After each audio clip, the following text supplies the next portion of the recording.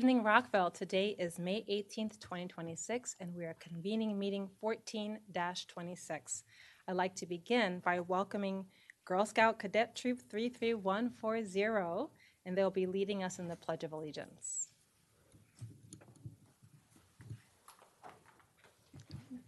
Please join as you're able.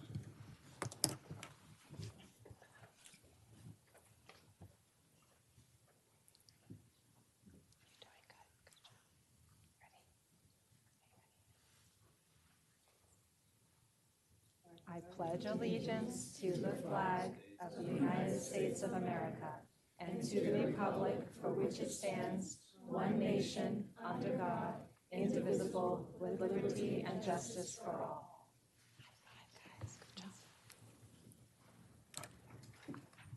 Can we give them a clap out? Thank you so much.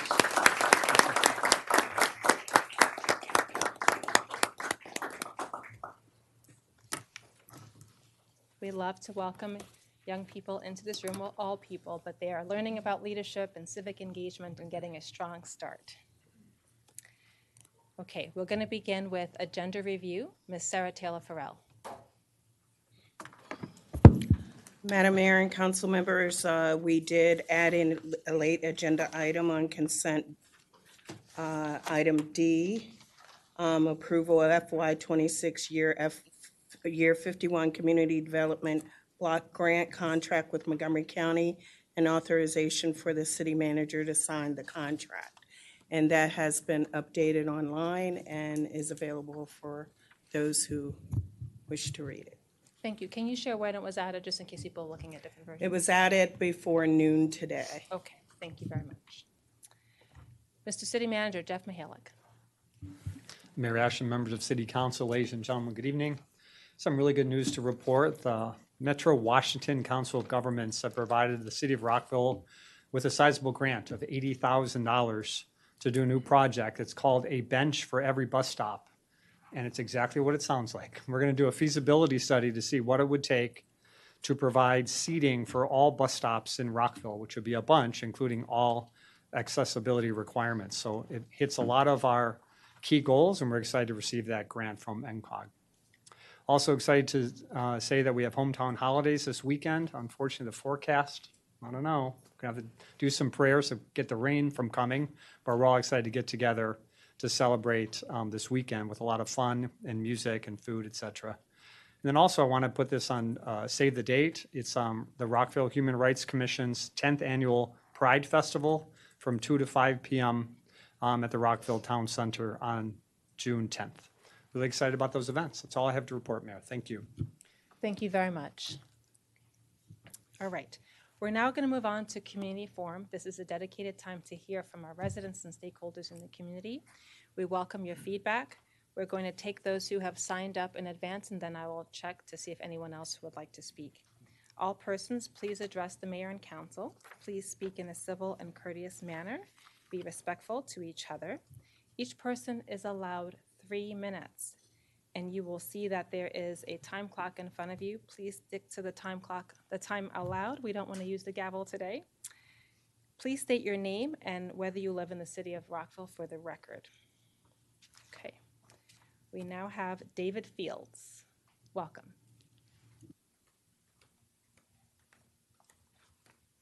Good evening, Mayor, council members.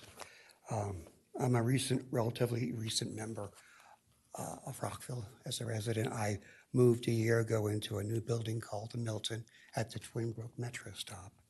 And it's my understanding that there's some discussion about finalizing landlord-tenant regulations.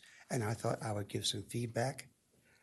I can see better without these now.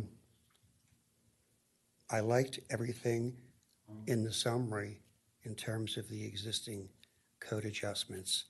I did have certain questions. I don't expect answers. These are rhetorical questions. Under the auspices of early lease termination, a property maintenance violation affecting health and safety failed to be corrected. This is hypothetical. What is health? Define health. What constitutes a health risk? I've noticed that somehow all jurisdictions have judiciously avoided cigarette smoke or pot smoke, any kind of smoke, as being a health hazard. It's something that can't be enforced, and that's one of the reasons why I'm here. I'll get into that in a bit. Under lease review, I was curious because it said require landlords to provide prospective tenants with a copy of their proposed lease at least 2 days prior. Well, although I'm retired, some people have jobs or could be out of town, and I'm wondering whether 2 days is enough time. Again, just a question. Under tenant organizing, prohibit landlords from charging tenant organizations fees for the use of meeting rooms or common areas.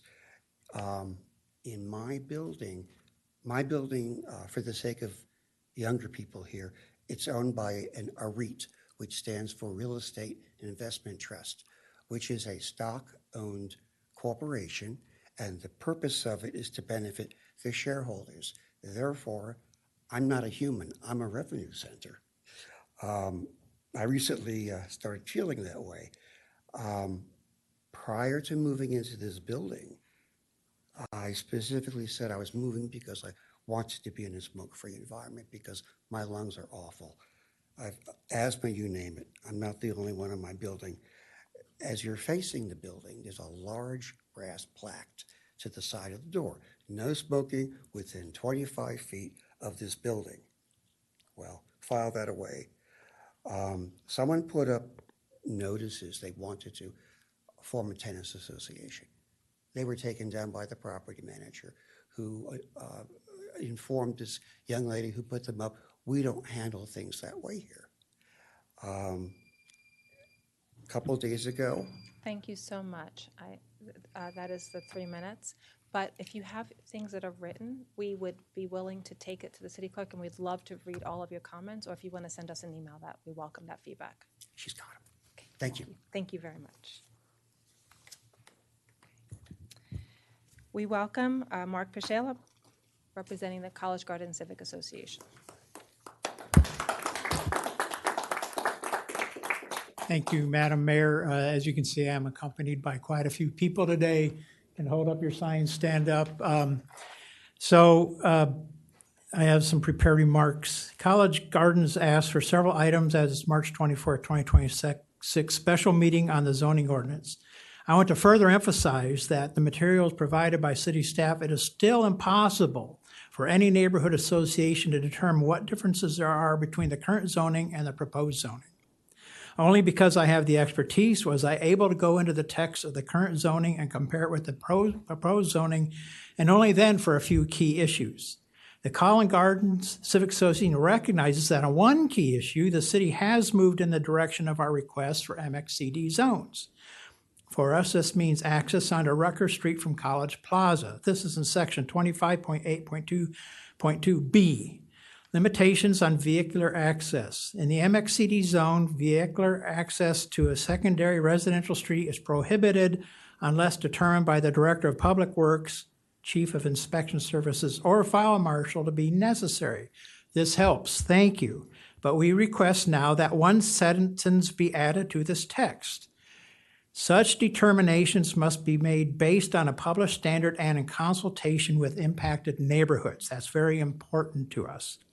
If access is needed, for example, for stormwater management, utilities, or emergency services, then these can be done in such a way that these accesses are only for those purposes. This was recently done for Newmark Commons. For one of our other requests, it is in our opinion that a purpose statement for zones actually include a purpose, not just a description. This is found on page 151 of the red line version. The small single lot unit residential zones, including the R90, R75, R60, and R40 zones, these zones are intended primarily for single unit residential uses on smaller lots than those in a large lot single unit residential zones. That's as far as it goes. That's a description. It's not a purpose. We asked you to add the purposes of these zones include: one, provide appropriately located areas for residential development that are consistent with the plan and public health and safety, and 2, stabilize and protect the essential characteristics of existing residential neighborhoods. This text was taken from the current ordinance. This is to remind future elected officials that they must pay attention to the master plan and that there is value in preserving the essential characteristics of our existing neighborhoods. There's been one council member publicly musing about changing zoning for larger lot, single-family zones. And I just got to say, just to make an ad hoc remark on something mentioned last meeting, the pre-application meetings are important for larger projects. That's where the neighborhood can really go in and. Thank you very much. Yeah, thank you very much. Next, we welcome Julia Binder.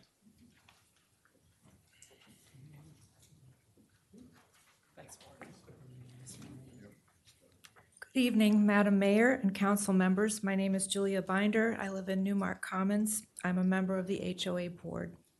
Thank you for listening to the concerns of many neighbors about noise, traffic, pollution, and safety, and deciding to prohibit traffic through Newmark Commons and Markwood to and from any development proposed for ZOR ID 17. Thank you also for rejecting the proposed RMD 25 designation for this parcel.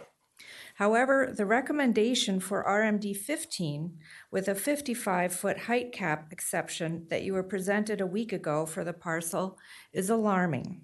The City Code, Article 11, Section 251104, says RMD 15 has a height cap of 40 feet. It allows for duplexes, townhouses, and apartments.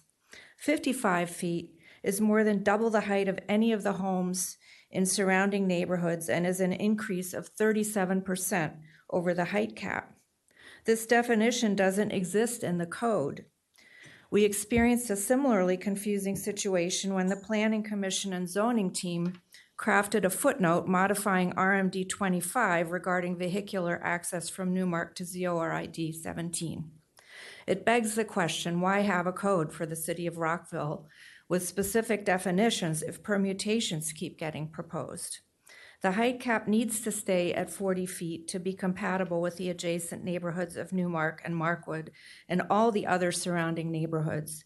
It needs to stay consistent with the definition in the code, otherwise the code doesn't matter anymore. I urge you to consider RMD 10 for this parcel as the most compatible zoning designation.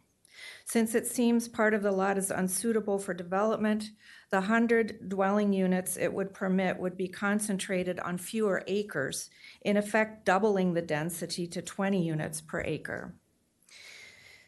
Whether you adopt our preferred RMD 10 or the RMD 15 zoning designation for this parcel, please stick with the height cap of 40 feet in the code, not the altered height of 55 feet. It allows a suitable and compatible increased level of density and height to support the city's goal of adding multiple housing options on ZOR ID 17. Thank you very much for your service and all you do for the residents of Rockville. Thank you very much. Welcome, Susan Knowles.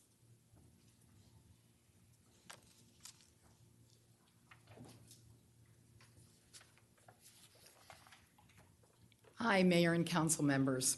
My name is Susan Knowles, and I live in Newmark Commons. You know, we have to stop meeting like this. On a more serious side, though, I was so happy to hear all three bodies come to a consensus about no road through Newmark. At the last public comments, Newmark, the representative from Tower Dawson, and the mayor and council all agreed that allowing through traffic from the Wooten Parkway to Don Mills Court would significantly increase vehicle traffic and create a safety concern, not only for Newmark and Markwood, but also the new neighborhood that will be created by Tower Dawson. Thank you to all sides who listened and did the right thing. To get back to the zoning of this parcel, people seem to wonder, why do we keep stressing RMD 10? Being a retired math teacher, I created a little chart that shows what might happen in both RMD 15 and RMD 10 if the builder is only allowed to build on the 6 or so acres that seem to be buildable at the present time. I sent this chart in an email to the mayor and council last week. Of the 9.75 acres, there is wetland and a water infiltration system that seem to be out of the buildable area. You can probably add about 1 acre for a buffer between 270 and the new neighborhoods. That leaves about 60% of the parcel left for construction, and legally, they can put all of the units allowed for the entire parcel on the buildable acres, which is only about 6. Mathematically, putting all the units on 6 acres of RMD 15 equates to 24.3 units per acre, which is very close to the RMD 25, which the mayor and council deemed inappropriate for this parcel. If we go to RMD 10, the buildable part of the parcel equates to 16.3 units per acre, much closer to the RMD 15 that mayor and council decided on a split vote would be appropriate. It would still allow 15 MPDUs. I hope that you will reconsider your decision and ask for the staff to make this parcel RMD 10. Again, thank you for listening to the citizens of Rockville, and I have a copy of the chart for each one of you that I will give over here that you can peruse at your leisure. Thank you. Thank you very much. Welcome, Ana Astrid Molina, followed by Pat Reber. Good evening, Mayor and Council. My name is Ana Astrid Molina, and I have lived in Markwood for over 30 years. I thank you all for listening to our concerns regarding traffic, safety, noise, and the historic burial site. At Markwood and Newmark Commons, we are deeply, deeply grateful for your decision to limit access through Dunmill Courts to emergency and pedestrian traffic only, and to totally reject the high-density RMD 25 proposal for SOAR ID 17 plot. To responsibly accommodate the city growth, I respectfully urge you to consider an RMD 10 designation with an MPDU of 15, capped at the strict 40-foot height limit. My neighbors and I are deeply alarmed by the proposed RMD 15 designation carrying a 55-foot height exception. A 50-foot height structure will completely tower over our single homes, which max out at 25 feet. Councilmember Fulton mentioned that RMD 15 zones in College Gardens have worked beautifully. However, those townhouses work because they are under the 40 feet tall height, consisting of just 2 floors plus a basement. What the city is proposing for SOAR ID 17 is not the same. It effectively doubles the height of the College Gardens townhomes, making it entirely incompatible with our R90 zones. There is a much better solution, highly compatible and affordable option, a 3-level one-on-one stacked townhouse condominium. These structures feature a ground-level garage for each residence and 2 complete single-unit stacked homes above it. These achieve this density while keeping the building profile low and structurally aligned with a standard neighborhood roofline. In addition, the plot is not flat or even. It is a terrain with varying slopes heights. Building at the top of the slope will make any building look massive. I urge you not to split the zoning without analyzing the terrain. Real land is not like an app that you allow simply right or left option. As the zoning staff recognized, our community should have been notified about this plan back in 2015. Instead, we find out 11 years later. It has taken an extraordinary communal effort to catch up and to find out what the implications of this comprehensive map amendment means for us, and we're struggling to bridge the gap. Please consider a compatible RMD 10 framework, protect our neighborhood's peace, and honor the sacred history of this land. Thank you very much for your attention. Thank you.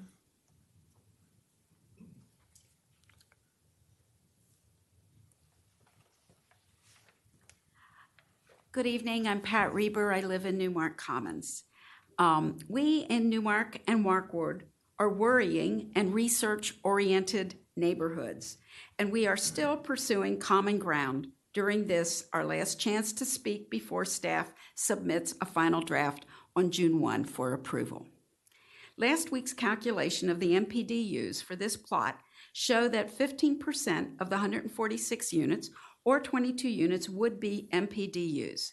We assume that staff used the recommendation of 15% given in the comprehensive plan on page 215, 10.2.c. Can we assume that this will be adopted in the ZOR? We may have missed discussion about this. 2, we do not understand the raised height limit of 55 feet for RMD 15 that you adopted last week. The current code calls for height limit of 40 feet. You've heard the others. Referring to the previous testimony of my neighbor Anna Astrid, I believe Councilmember Kate Fulton said RMD 15 will work on this plot next to Newmark because it works in College Gardens. But most of those townhomes in College Gardens are under 40 feet. 55-foot high buildings, especially if built behind the nursing home, would tower over our homes in Newmark and Markwood and act as a multiplier for noise and pollution from I-270. A further worry is that given that about half of the 9.75 acres is unbuildable due to wetlands mitigation and the stormwater filtration infrastructure that you all know about, all 146 units would be built on about 5 acres. Susan's calculation is a bit different from mine, or nearly 30 units per acre. If the builder gets bonuses for increasing the number of MPDUs, could that company get the go-ahead to increase the height beyond 55 feet and perhaps increase the overall number of units? Those are questions we're asking. For all these reasons, we urge you to reconsider the zoning assignment you adopted last week to the least dense option offered by staff, RMD 10. That would reduce the concentration of dwelling units to 20 units on the buildable acreage and lower the height limit to 40 feet. Thanks again for all you've done for listening, for how you serve our entire community of Rockville, and for protecting our neighborhoods from through traffic from Wootton and Montrose. That's it from me. Thank you. Thank you. Welcome, Libby Adams.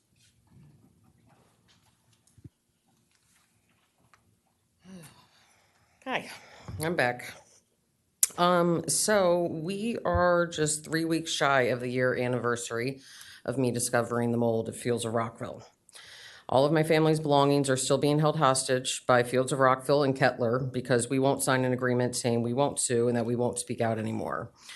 The city is allowing this. I've had no communication despite asking Trevor from Landlord Tenant for an update.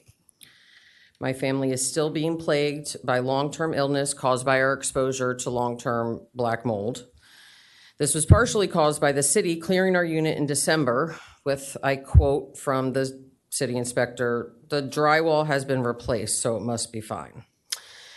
Would that be a sufficient response for an inspection for your homes? Don't worry, that was rhetorical.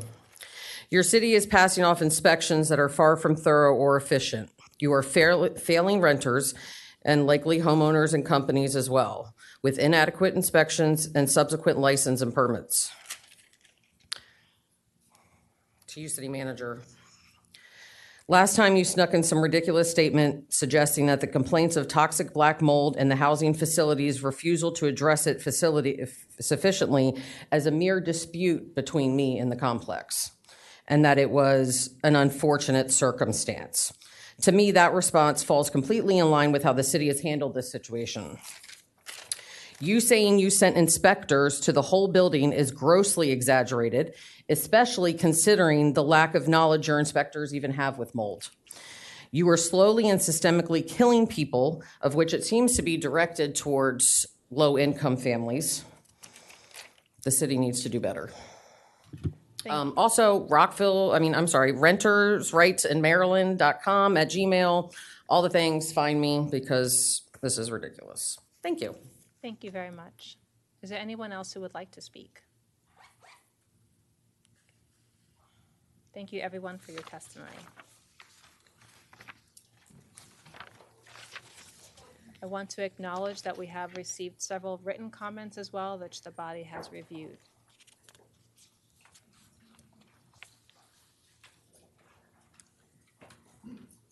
We'll now move on to our consent agenda. We have several items for review and discussion.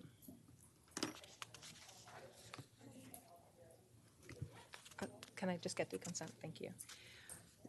Consent item 9A, approve the recommendation from the Recreation and Parks Advisory Board to approve the proposal from the Maryland State Society of the Daughters of the American Revolution to plant a Liberty Tree, Scion, at Glenview Mansion in recognition of America's 250th semi-quincentennial. B is the FY26 grant agreement for the Rockville Volunteer Fire Department Emergency Vehicle Contribution. C is award and authorize the city manager to execute contracts responsive to IFB 2625 for water main rehabilitation program, externally funded projects. Item D, approval of FY26, year 51, the Community Development Block Grant contract with Montgomery County and authorization for the city manager to sign the contract. And lastly, E, the approval of minutes.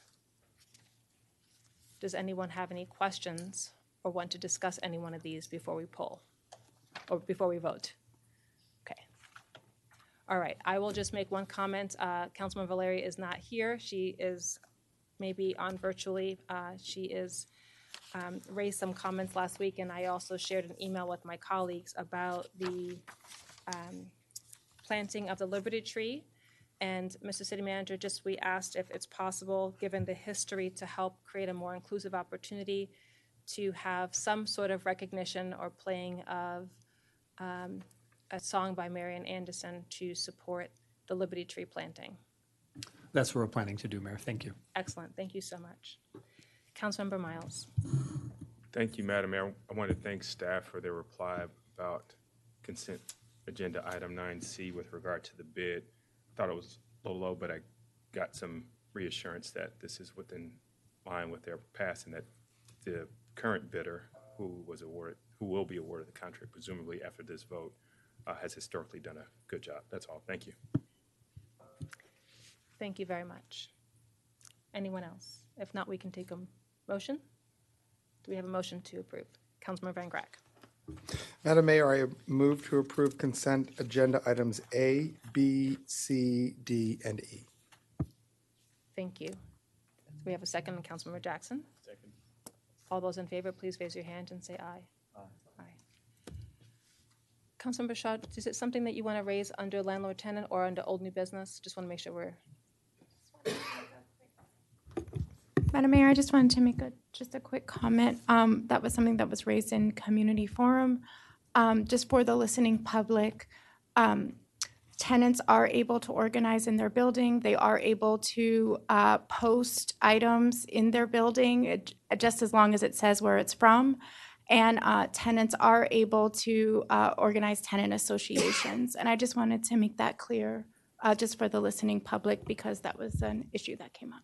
Thank you, and we'll be talking through some of those items with rights and responsibilities as part of this next agenda item. Okay, so we're now moving on to 11A, potential adoption of an ordinance to amend Chapter 18 of the Rockville City Code entitled Rental Facilities and Landlord-Tenant Relations. I'd like to welcome Jane Lyons-Rader, Housing Programs Manager, the Housing and Community Development Division, as well as Ryan Trout, who's the Director of Housing and Community Development, Trevor Stevens, who is the Housing Specialist, and I also know we have Christina Shakur Harris to serve as support as Assistant City Attorney. Welcome, everyone. And while you're getting set up, just want to say thank you for all of the work on this, and we know that there's been many work sessions leading up to today. Thank you. Thank you. And a note for IT, this looks like the presentation for the work session. But we can go ahead and get started while they're working on that, if that's all right. Yes, please. Great. Do you want to start with the background intro on what we've been working on? Yeah, I'll hand it over to Trevor here. Perfect, thank you. Yeah. Good evening. Good to see everyone again. As a reminder, my name is Trevor Stevens. I'm the Housing Landlord Tenant Specialist for the City of Rockville, and we are here about the introduction and hopeful adoption of Chapter 18 Code Update on Rental Facilities and Landlord-Tenant Relations. So before we dive in, I do also want to take a beat and just say that we're really excited about how this has come together. It's been a really exhausting but fulfilling collaborative experience with our department, with code enforcement, with the City Attorney's Office. So really grateful for all the work that's been put in. And again, we're really excited. We think it is an assembly of some of the national best practices in this code, and we look forward to talking through it a little bit more.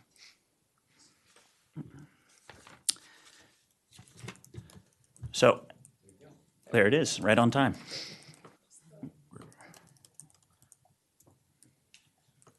So just going through briefly the outline here, we will start with the background, and then we'll discuss a little bit about the work session follow-ups, as well as the community engagement summary, some of the highlights of the proposed changes, anticipated impacts, as well as the introduction and suggested motions. So starting with the background, again, we know that housing is one of the 5 focus areas for mayor and council, and to that end, we have had a number of work sessions, including in fall 2024, 3 different work sessions on the city's housing strategies, and comprehensively updating Chapter 18 was approved as a strategy by mayor and council at that point. In June of 2025, we had a work session on data reporting and transparency. And then in November 2025, we had the work session on rental licensing inspections, and one of the outcomes from that was the enhanced inspection program that is currently being implemented. And then following that, we had the December 2025 work session on existing code and new policies. And then most recently in February of 2026, our work session on new policies. And then again, just a quick reminder about some of the background project goals, and these were presented previously and were based on mayor and council feedback. So just to quickly go through our timeline of the project that we've had to this point, it's crazy that it's been almost a year already, over a year already. Back in April of last year is when we had our initial engagement and outreach with landlords and tenants, where we went over, what the goals of the project were, what we thought some of the common issues that we were seeing were, and what they wanted to see from the process. And then we drafted our updated code, went through our work sessions before, again, in April of this year, going through the additional round of community engagement based off of the actual code language that was generated from all of that. And then that puts us here today. And just as a quick touch on some of the things that will follow the Chapter 18 work that we've done to this point, we will have a cooling requirements work session to be scheduled for September. We will be launching a pre-eviction financial assistance pilot in July. This is a really exciting program. It's intended to sort of bridge the gap for those individuals who might have unexpected financial emergencies, things like unexpected medical costs or potential issues with cars. It doesn't require an eviction notice, but it does require that you have fallen behind on rent. Under normal circumstances, the maximum is for $750, but with manager approval, that can go up to $1,500. And any amount that you receive from this would then be deducted from your yearly REAP total. And as a reminder, the yearly REAP total is $3,000. So if you were to use $1,000 under this program, then you would be able to come back for REAP, but you would only have $2,000 to work with. And $3,000 from the county potentially as well. Yep. And with that, I'll turn it over to Jane. I think one last bullet point there on that, we will also be creating educational materials to be shared with landlords and tenants, so that way they can ensure before the effective date of the new ordinance that they completely understand their rights and obligations under the new ordinance. So I'm going to talk a little bit about the various community engagement strategies that we used over the last year. So as Trevor talked about, we first hosted 2 virtual input meetings, one with landlords and one with tenants. And during those input sessions, we went over the goals of the rewrite, as long as heard from landlords and tenants about what are the common issues that they're facing, and were there any changes or clarifications in city code that they would like to see. So that initial feedback really helped us to set the direction for our research and the overall ordinance update. We published an Engage Rockville webpage with information about the project. Everything that somebody would need to know about the project is located there, including several opportunities for different engagement tools, such as a comment form, a question portal, and we had 2 different surveys. So the first survey was to gain initial input It was an option for folks who couldn't make that input meeting. The same questions generally were asked in that survey. And then similarly, for folks who couldn't make the second input meeting that we held last month, we launched a survey that asked the same questions about what do you think about these proposals for the new chapter of code. We interviewed stakeholder organizations to learn more about how things have been changing over time, what are recent trends in the landlord-tenant world. And we also provided regular email updates throughout the project to the Engage Rockville subscribers, all of the rental license holders, property managers, affordable housing operators, and tenant organizations. And then, as was previously referenced, we had a follow-up virtual input meeting, one for landlords and one for tenants, to now say, hey, here we have the results of our mayor and council work sessions. We know the types of things that we're going to be putting into the code. Pictured here on the right is the fact sheet that we put out, since we know that reading the 40 pages of code is not everybody's cup of tea. And so that way we were able to get input from folks on the actual code itself. And now I'm going to go over the major takeaways that we had from those input meetings. So when we had the initial input meetings, we heard from tenants about high rents, maintenance response times, fees, differences between the city and the county, including on things like rent stabilization, but also cooling requirements, and desire for more information about properties.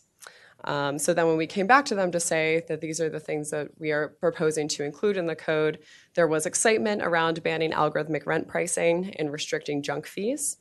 There was disappointment regarding the exclusion of a rent stabilization policy. Questions about how rent increase information would be collected and displayed.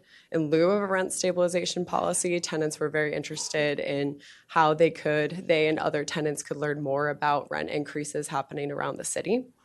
And then concerns around the 6-month cutoff for a unit being unsafe to occupy before the permanent relocation assistance triggers. Oh, I'm sorry, I was not clicking. Tried to make it more digestible with the animations, but that doesn't help if I forget about the animations. So there you go. Give you one moment to read just in case. All right, so then landlord responses to the proposed code. At the initial input session, we heard about rising costs, the length and difficulty of eviction proceedings and the rental license inspection process, responsiveness from city staff and RHE, and difficulty adhering to code requirements, and because of that, wanting to have more educational resources and templates to help them to understand and adhere to requirements in the code. So when we came back to them with the proposed code, we heard a general feeling of bias towards tenants and concerns at some of the specific policies. This include the requirement to offer tenants a 2-year lease term, although we clarified with landlords that as long as there is language in the lease stating as such, a landlord could provide an increase during a 2-year lease term as long as there is a 90-day notice before that rent increase. So we clarified that for them. There were some concerns about restricting landlords from asking about a tenant's perspective or previous eviction history. And again, we clarified that there would still be the ability to look up online publicly available information about eviction history. It's really just about on the rental application itself, not asking about eviction history. And then concerns around a repair and deduct policy for tenants to be allowed to make repairs without landlord approval when the landlord has not made those repairs within a reasonable amount of time. And the main concern that we heard from landlords there was a worry that tenants would use unlicensed contractors, but in the code language, it specifically says that this can only be used as an option if the tenant is using a licensed contractor. There were questions and concerns around the relocation assistance requirements, particularly around the cost of the permanent relocation fee, which can be quite substantial, and as well as determination of responsibility for in what situations the landlord would be required to provide either temporary or permanent relocation assistance. And then around the fee restrictions, we generally didn't hear a ton of pushback around fee restrictions, but there was a desire to allow fee for return checks and to allow an increased lockout fee for repeated occurrences. So those were some of the specific things that we heard there. And now to dive a bit into the highlights of the proposed changes, and it is quite difficult to fit an entire chapter of city code into one slide, but I know we'll go through more of it later. But to provide the overview, per the direction of the council, of the mayor and council, the ordinance includes policies like restrictions on algorithmic rent pricing, restrictions on junk fees, and really emphasizes transparency in a variety of different ways. So first, this includes restrictions on asking about eviction history, as I previously mentioned, charging tenants court costs and legal fees, and using algorithmic rent pricing systems. New requirements for landlords to report data, provide 2-year lease options, adhere to lease review and provision timelines, allow non-electronic payment methods, provide relocation assistance, and allow tenant organizations to use meeting rooms free of charge. Increased transparency around fees and guarantor requirements. More options for early lease termination. Creation of a repair and deduct option. Changes to how leases and rent information are provided to the city. Most commonly, this will be now streamlined through the rental licensing process. And then lastly, meaningful fines for certain code violations. And the fine component of the new chapter will not be part of the introduction tonight. That will be separately considered as a part of a fine resolution. Before I get to the anticipated impacts, just to say again, to reiterate what Trevor mentioned, that with all of these policies together that you see here, we're very excited to present a best practice landlord-tenant code. These are best practices based off of national research and successes from jurisdictions across the country, as well as really thorough engagement driven by our local stakeholders here in Rockville. So now for the anticipated impacts of this action item. We don't anticipate any environmental impacts. With equity, we anticipate a positive impact due to the many benefits of improved housing stability, which includes better mental and physical health, better economic security, better educational outcomes, also improved social connections and community diversity, because the families that are often first to be displaced are disproportionately likely to be Black or Hispanic in Rockville. And in general, in Rockville, tenants are disproportionately likely to be Black or African American, especially tenants who face the most significant cost burden, but all renters really are facing cost burden to some degree. Half of all renters are facing cost burden to some degree. Of note is that on average, the median income of renters is $100,000 less than homeowners in Rockville. The economy, we anticipate a neutral impact. We recognize that these additional requirements put onto landlords may have negative impacts on their decisions to rent or developers' decisions to invest in Rockville, and that compliance costs may put small upward pressure on rents. But also, we recognize again that improved housing stability, in addition to bringing benefits to equity, also brings economic benefits. So we also believe that these transparency measures may create a more competitive rental market, resulting in slight downward pressure on rents. So that brings us to the introduction and suggested motions, although I understand that there are likely questions that we are more than happy to address and go through the code before moving forward with the introduction. Thank you. Thank you very much. If we could move over to the slide that highlights the major changes.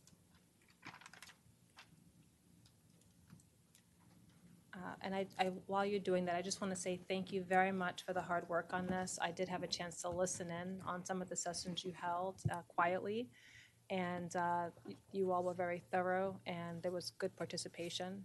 I know that this body has been talking about housing, increasing the access to housing, having safer housing We've had a number of work sessions, and we have over 40 action items to help support quality, affordable housing across the city. And this is part of this work. We're not done, as you mentioned. There are other things that are coming, and there are several things that have already gotten started, whether that's the down payment assistance program to some of the work that we've done for the employee homeownership program, changing the way that we're looking at inspections to be more focused on quality housing for every resident in the city. So I just wanted to acknowledge the good work here. I know this is another step. We're not done. We have more to come. I know we're going to look at the MPDU regulations. We're going to be looking at building code. This is just part of the building blocks of what we're doing. This council said that housing is one of its top priorities, and I appreciate all the hard work and research that you've done to bring us here. Okay, so colleagues, I wanted to just check in to check comfort levels. I know some colleagues have very specific questions by section, and then some want to do other major sections here. I'm willing to start here and then move to the articles, but I do know that there are folks who want to go by articles. So what I would suggest is when we do the articles, that we take them, there are 5 articles, that we go in the groups of 5. So that we can not jump around from Article 1 to 4 to 3. So just want to see how folks feel about this. If you want to start here, or do you want to just go through the articles? All right. Councilmember Shaw. I have some overall just like questions about the highlights and the proposed highlights. So Okay, so let's what I do want to be careful of is the highlights. If you want to go high level, that's great. I do know that all of these are in the sections as well, and so some of them are very, very deep questions. So if you have maybe an overarching question before we get started going down the line, please feel free. Madam Mayor, I have quite a few questions. Okay. Overall, and also some questions around the equity impact and some data questions as well. Okay. So, Why don't we go down the line, and maybe we can go by article to start, and then we'll hit the major points within there. Is that okay? All right. Dr. Miles, where did we start last week? Are you okay to start, or do you want me to start on the other side? It's up to you. You're willing to be put in the hot seat first? Okay. All right, Dr. Miles, go ahead. Thank you, Madam Mayor. In terms of the overall highlights, no broad questions that I have here. I had more specific questions that staff replied to with regard to an explanation about the permanent relocation assistance, which I imagine we can get into once we get into the individual sections. And so I'm happy to reserve my questions until that point, if that's okay. Okay, perfect. So we're on Article 1, which I should say Article 1 covers definitions, purposes, policies, applicability, interpretation, penalties, ceasing operations in lieu of compliance, failure to comply, and then there's a section that's reserved. So that section is covered later, so if you want to hold. Yeah, I can hold. Yeah, no problem. All right. Councilmember Fulton. I don't have any questions on that article, so thank you. Okay, perfect. I have just a few. There is something about ceasing operations in lieu of compliance. It's section 18-6.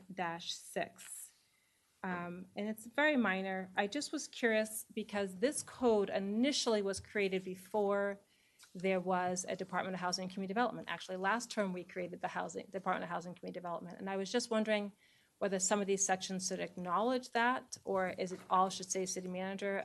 That is I'm open and flexible about that, but I just wanted to note that there's a section that says if a landlord decides to cease operations, that they have to submit that information to the city manager.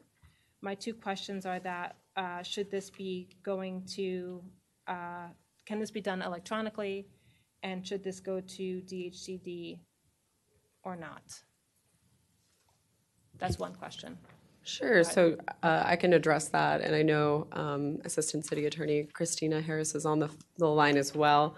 But my understanding is that the city manager essentially delegates that responsibility on an administrative basis to the department and to specific staff members. The ultimate authority still lies with him. But but that for consistency throughout the code, you will see those references to the city manager, but those responsibilities, depending on the article, are either delegated to Department of Housing and Community Development or to Department of Community Planning and Development Services. Okay, thank you. And because there will be fines and penalties and people have to comply, when it says you must submit to the city manager, can that be done electronically? And will we be having information? I understand that there's going to be a landlord-tenant guide that's developed after this, so maybe that will have more specific instructions on how to do that. But I wanted to flag that wasn't clear. It does say, as you quoted, that the copy of the notice must be delivered to the city manager. The notice to the tenant must be a written notice, but I would think that the copy could be delivered electronically since it doesn't specify one way or the other. Okay, there are some things that are like, must be paper, must be not. I just want to make sure that as we're looking through this, we're being as clear as possible, and perhaps there'll be more clarity in the landlord-tenant guide that's put together. Mr. City Manager saying yes, okay. And then there's a section that is stricken from this. It's called failure to comply with summons. My question was, why was this removed? It was failure to comply with the summons issued pursuant to this chapter shall be unlawful and subject to be appropriate legal action being taken by the city. I'm guessing you may have just this other sections that talk to this. Is that why you struck it here? It was moved to section 18-78 since it's related to the Landlord-Tenant Affairs Commission. Perfect, okay, that makes total sense. Thank you. All right, Councilmember Jackson. Thank you, Mayor. So I don't really have any questions on this section. First of all, I want to say thank you to staff for doing an excellent job of engaging with landlords, with tenants, and with the organizations. You know, we've had conversations with renters and landlords here in Rockville. We've had conversations and gotten feedback, comments, and clarification. I'm just going to read the list because I think it's really impressive what you guys have done. Action in Montgomery, CASA, Everyday Canvassing, Housing Initiative Partnership, Housing Justice Montgomery, Jews United for Justice, Latino Economic Development Corporation, Maryland Center for Legal Assistance, Maryland Legal Aid, Montgomery County DSA, Montgomery County Renters Alliance, Progressive Maryland, Renters United, Maryland, Rockville Renters United. We also get feedback from AOBA, the Apartment and Office Building Association of Washington, RealPage, and Southern Management. So thank you for this deep dive and for shopping it around and getting feedback from a lot of organizations with expertise on renters and landlords. I think this is an excellent start. I know we have questions about the definitions and some little language tweaks, but overall, I think this is a wonderful effort, and I thank you very much for it. Thank you. Just a point of clarification that those were all of the organizations that we reached out to. We did not necessarily hear feedback from every single one of those organizations. No, thank you. Thank you for clarifying that, but the point still stands. Thank you. And I also know that you had many more participate in the second session that you did. I think there were, some of them had 40 or 50 different groups there. So I know that you've continued to grow that list and appreciate that. Thank you. Councilmember Shaw. I also want to echo my colleagues and thank you. I know this has been a pretty extensive process. Just wanted to know, because I know there was some data previously, so half of renters are housing cost burden. I believe that was more than half, correct? A couple years ago, I think it was last year, actually.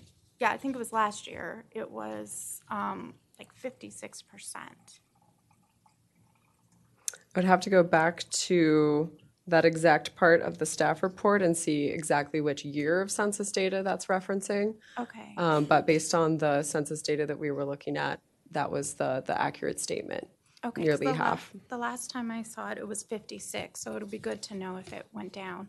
Also, that's, do you have the number of severely cost burden of those spending 50% or more of their income on rent in Rockville? So in the staff report, we state that as of 2024, 53% of Rockville renters were considered housing cost burden.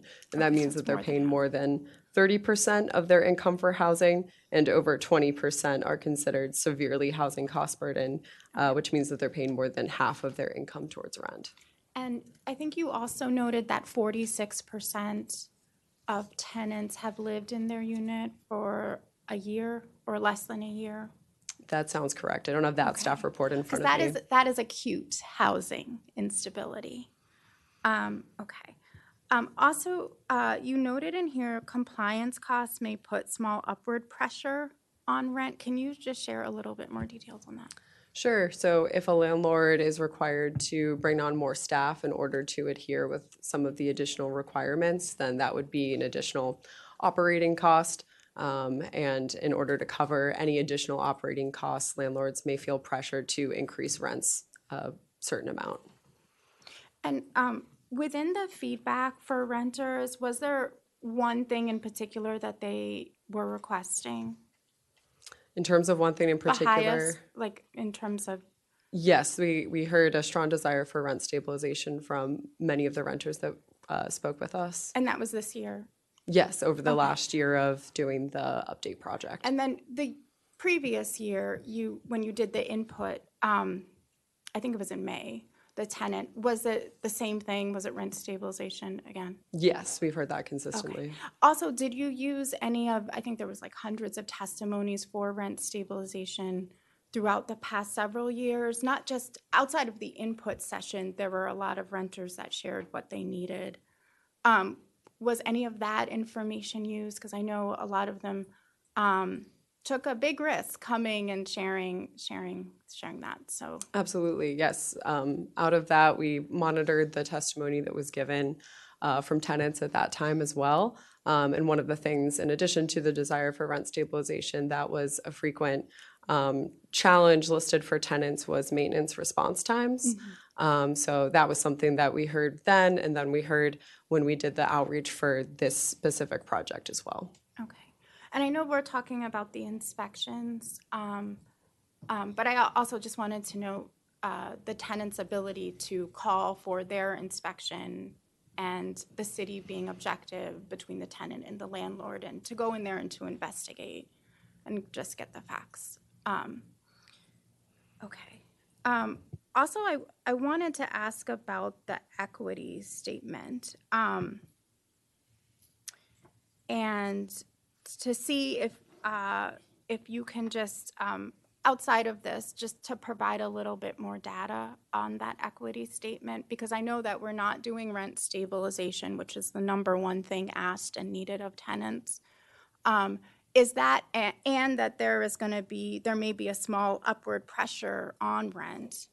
And so if there is going to be a small upward pressure on rent, could you just describe a little bit more details on how this will benefit? I think this could be focused just on the fees itself, but there's less of a cost with more restriction on fees. Is that where this is coming from?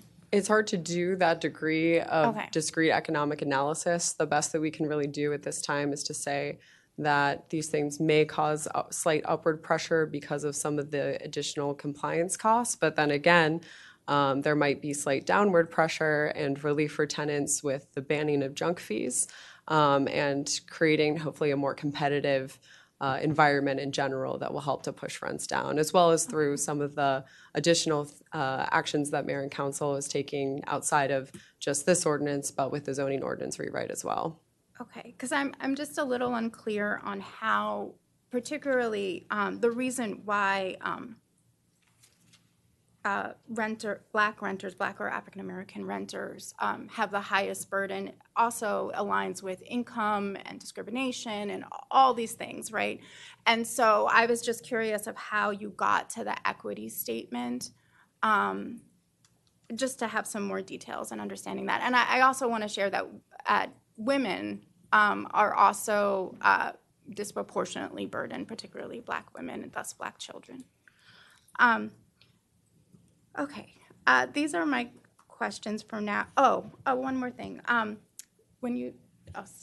Madam Mayor, my last question. Thank you. Yeah, do you have, is this overarching, or do you have any questions about this section? If you could just let us know if you don't This have is questions. a clarity question. Sure, sounds just good. a point of clarity. So you talked about the 2-year lease agreement, and you confirmed that in between the 2-year lease, like after the first year, they would get a 90-day lease renewal?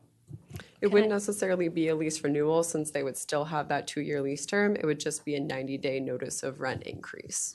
And that's covered, sorry, can I just say, that's covered under another article? So feel free to Okay. put the question out there, but I know we're going to go deeper into that. Okay. Yeah. Thank you. Councilman Van Grack. Thank you. This is really a fantastic job. You guys have really done a great job. And I have to tell you, generally, as we go through this, I really don't have many objections to what you have functionally put forward here. And the initiatives and this highlighted proposed changes is, I think, in the direction that we want to go. My one concern, which addresses, I think, partially within this first article and throughout, is I think the one area where we can do a better job is clarification and definitions. And I know that we've got a section right at the start of the first article that deals with definitions. One, I think at least when I'm dealing with code, and I noticed that throughout most of the other code and articles, there's the subsections A, B, C, D, and E. But in where we're talking about definitions here, we don't have that. It might be beneficial to relate back to specifically have those subsections. Like, for example, I know the mayor was talking about this, there's numerous sections here that talks about written notice. Sometimes that written notice is clarified of exactly as what to happen, certified mail within 72 hours. Other time it just says written notice. It might be a good idea right here at the outset to define whether there's different types of written notice or what written notice is meant. In this day and age, we were talking about just the other day with regard to the zone ordinance rewrite and some other sections, what written notice means. Is electronic notice, can a renter consent to having electronic notice as opposed to written notice by certified mail? That's the type of clarification. And I think throughout the code, I know some subsections do have their own definitions. And I know when we get to 18-148, I think there also should be some clarification, but we'll get to that.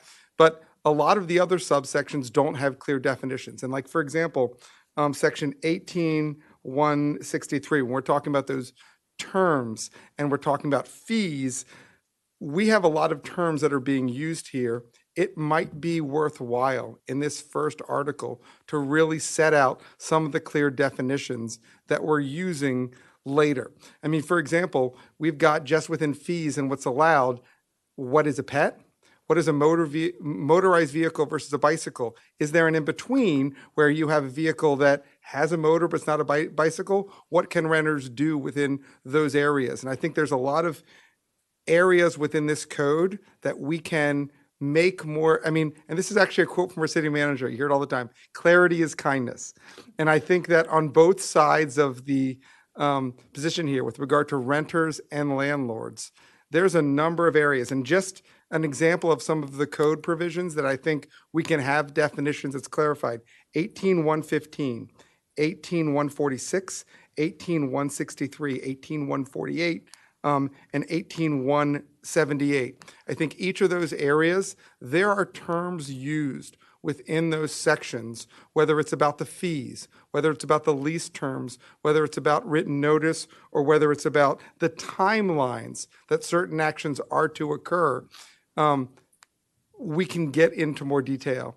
I'm happy to provide some of the list of some of the definitions that I think would be helpful, but I think having this definition section more enumerated and more clarity with some of the other terms, because it seems to me like when we were, just as a comparison, 18-148, 18-146, and 18-178, they're all talking about different areas with regard to what can be done, what is a landlord required to do. But in some of those cases, they seem to be using terms that could be conflicting.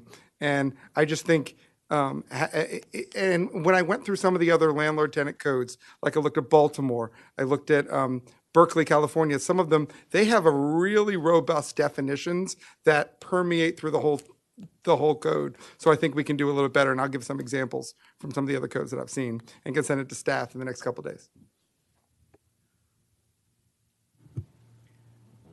Thank you very much. We now have the next article. Councilmember Fulton. I don't have any questions on this one either. Thank you. Thank you.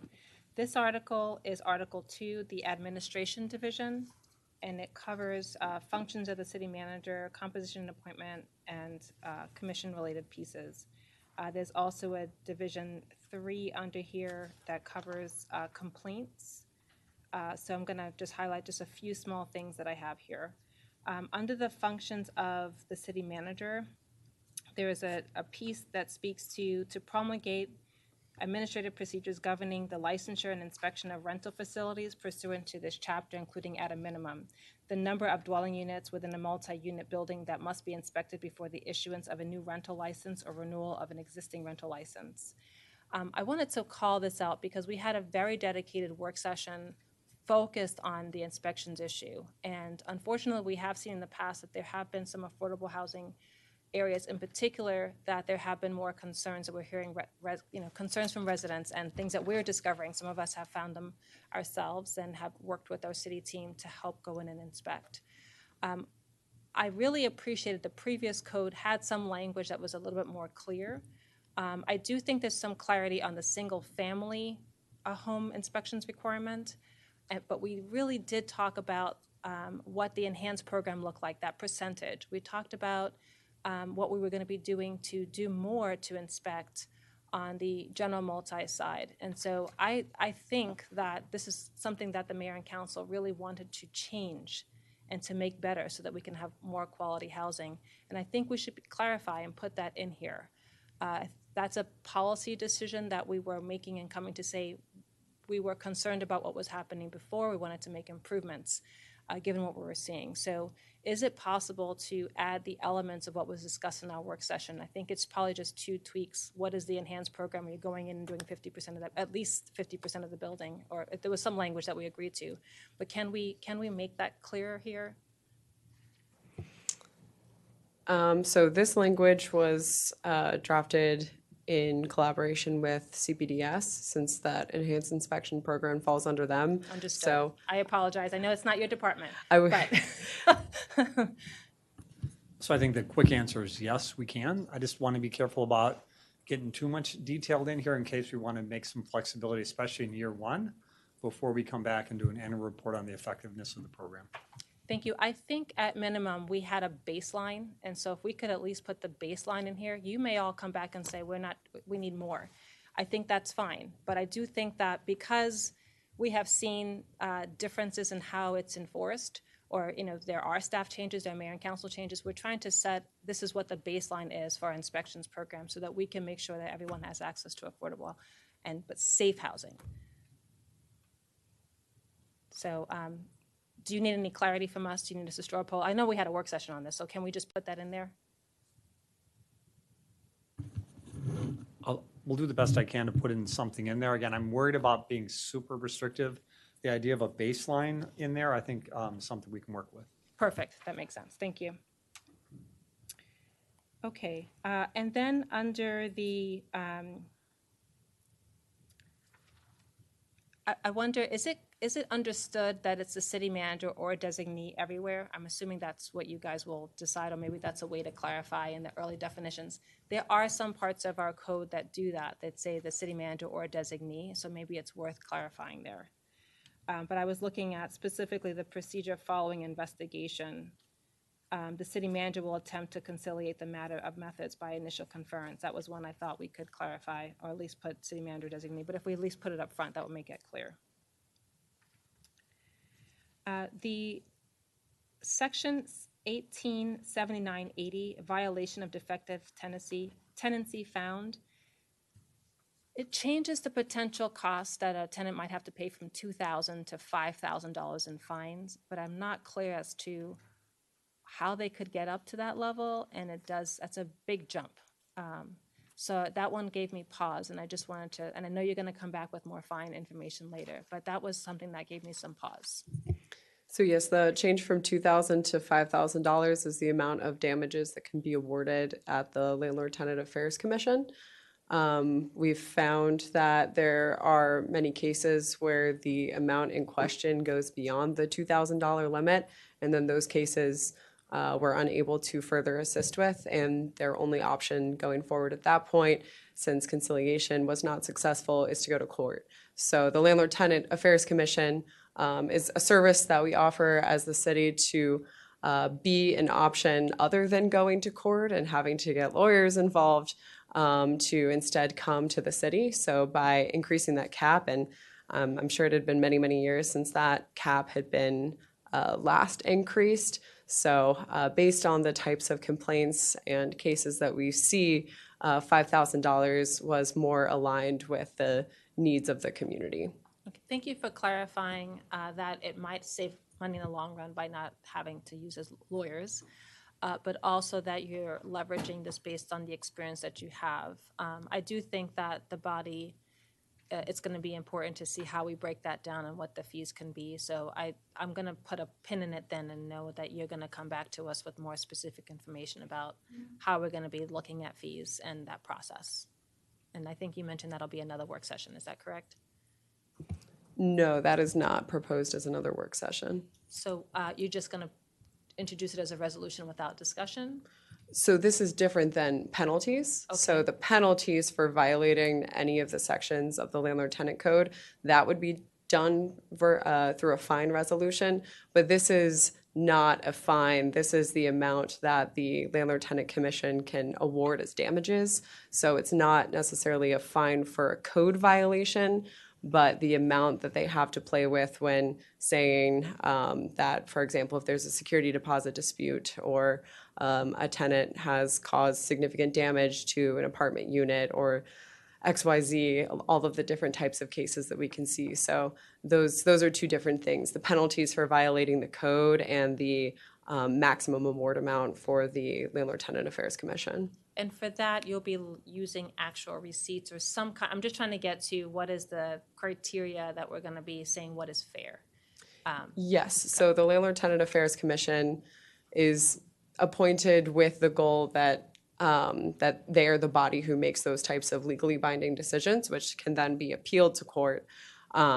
But they are the body that is looking at all of those receipts in a very, very detailed way. If Trevor would like to speak more to this as our liaison to the Landlord-Tenant Affairs Commission. But they're looking into those receipts and they hear the arguments from both the complainant and the respondent. It sort of mimics a court procedure without being an actual court procedure. And then they go into deliberation in a closed session where they talk about what they've heard and decide what will be fair. So that is their sole purpose, is really to decide what is fair in those situations after receiving all of the evidence and information. And if folks are unsatisfied at that stage, they can still take it to court? Yes. Okay, thank you. All right, that's what I have for that section. Councilmember Jackson. Thank you, Mayor. I will be brief. I was wondering, though, have we run this by the Landlord-Tenant Commission, this section? So the Landlord-Tenant Affairs Commission, we're not able to go to them for advice on code changes. Oh, okay. And so I'm just curious, like, how many cases do they hear each year? It can fluctuate from year to year, obviously, but I think this year we have heard 5 cases so far formally. Okay. No, that's perfect. The only other thing, and this is kind of goes to Councilmember Van Greck's point on the definitions, is there was something in here about security deposits, and I just want to caution you. You know, I believe you are looking at every piece of code or law in the state of Maryland, but just to make sure that we kind of align with Maryland law as well. Somebody brought up kind of an inconsistency with Maryland law and what we had for security deposits. So just making sure that we're kind of aligned with state law. We are aligned with state law there. There's some options that we've been discussing today about ways that we could further clarify that, but just to confirm that it is in alignment with state law, but we could further clarify the language. Thank you. Councilmember Shaw. I know the way that the Landlord Tenant Commission is formed, there's equal representation for tenants, there's equal representation for landlords. Are there any long period of time where there's vacancies, particularly on one side recently? Sure. Currently, the only vacancy we have is a tenant representative that we are still waiting on. Okay. And then I know that they're set up to have an election. The commission elects their chair, correct? Or, Yes, that would be the proposed change, is that there could be an appointed chair. okay. So there's not an appointed chair now? There is an appointed chair now. Okay. But they're not elected then? Because I saw So something the about them. commission, yes, elects a chairperson from among the appointed members. Okay.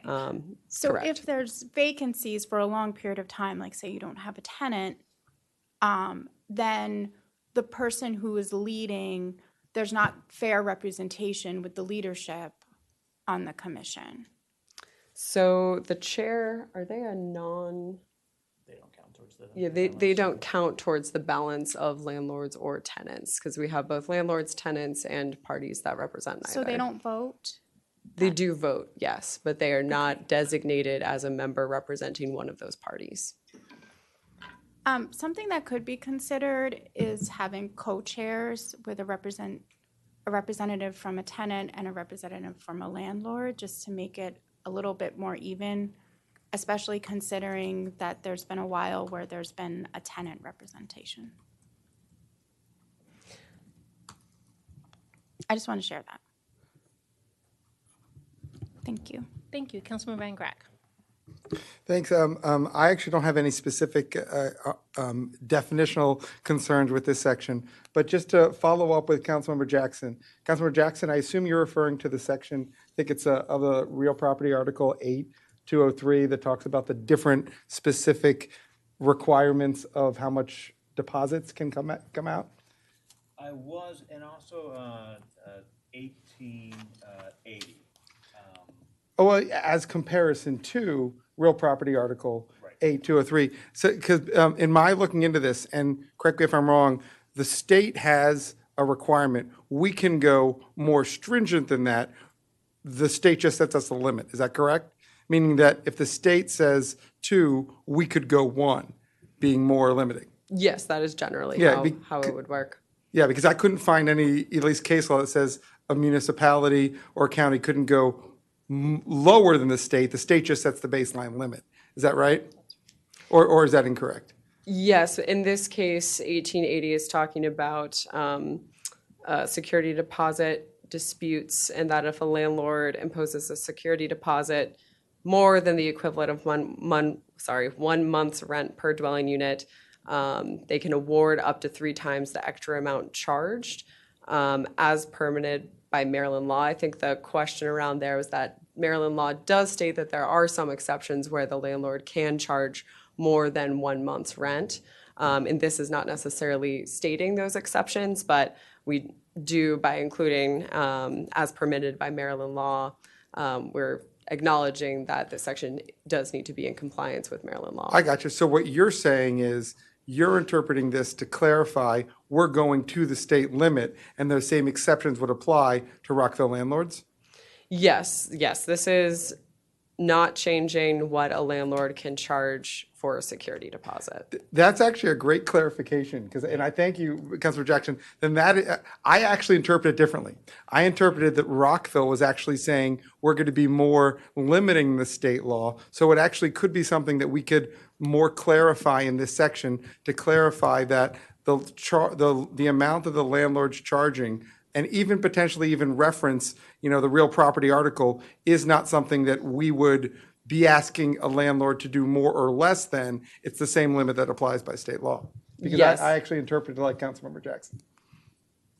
And this section is specifically talking about what happens if a landlord goes beyond that state law. So Exactly you're correct. Not changing it. Well, and I was interpreting that we were trying to make it more stringent, so that's a great clarification. I appreciate that. I will admit that I was as well. So we got some feedback about that. There were a couple things today where there was a thought that we were more stringent than the state, and there was a concern, gosh, was it a utility cost or something related to that, where it goes beyond, I think it's when something about when utility costs need to be paid to the landlord. And there was concern that they should be able to collect for that. So I just wanted to flag that feedback that we got from the community, from members of the community. Yes, we received that feedback as well. Which part of code for that one specifically, if you have the reference, about the utility? Let's come back to this. Do you have it Okay. handy? Yeah, Okay. it's actually, if you go to the real estate property article, 8203B2 is where there's the specific exception for the utilities that can be paid directly to a landlord. Yes, I'd be happy to talk about that more when we get to that article. Yes, we haven't gotten there, but thank you. Okay, Dr. Miles, do you have anything on article, wait, are you done or you still have more? Let me double check. I'll come back to you. Do you have anything else in this article? That isn't, 80 is in this article. Yeah, it is.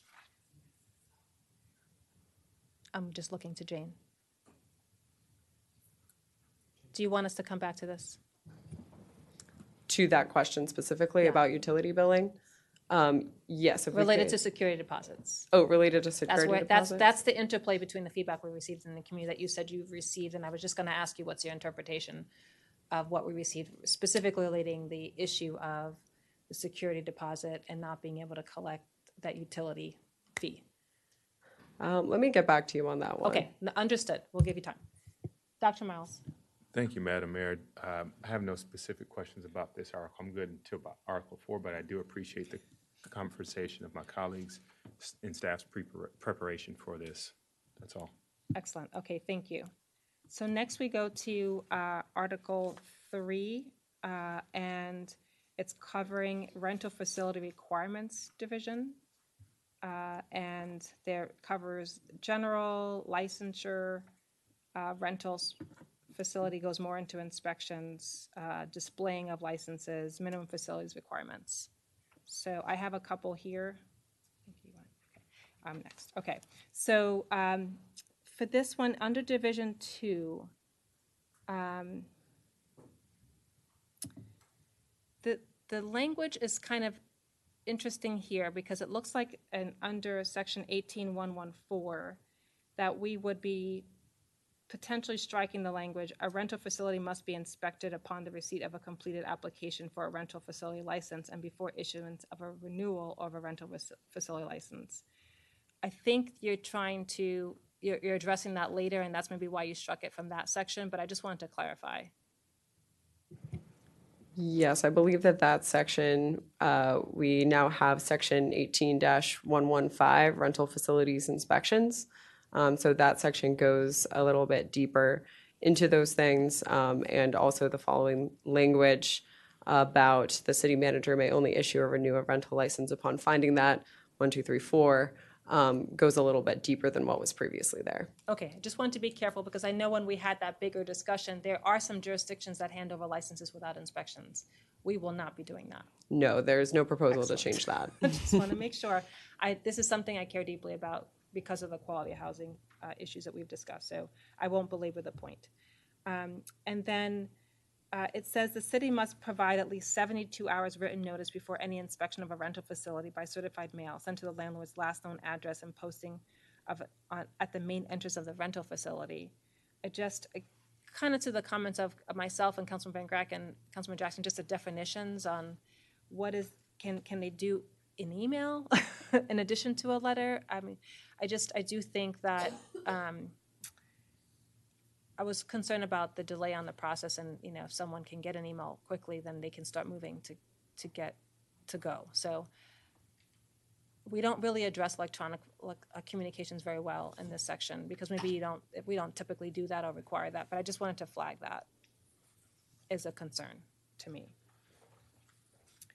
And then Section E in this area, a landlord is deemed to have violated this chapter if a city's inspectors refuse entry to the landlord's rental facility to conduct an inspection that has been properly noticed under this section. Each day an inspectors refuse entry to conduct a property notice and inspection is a separate violation.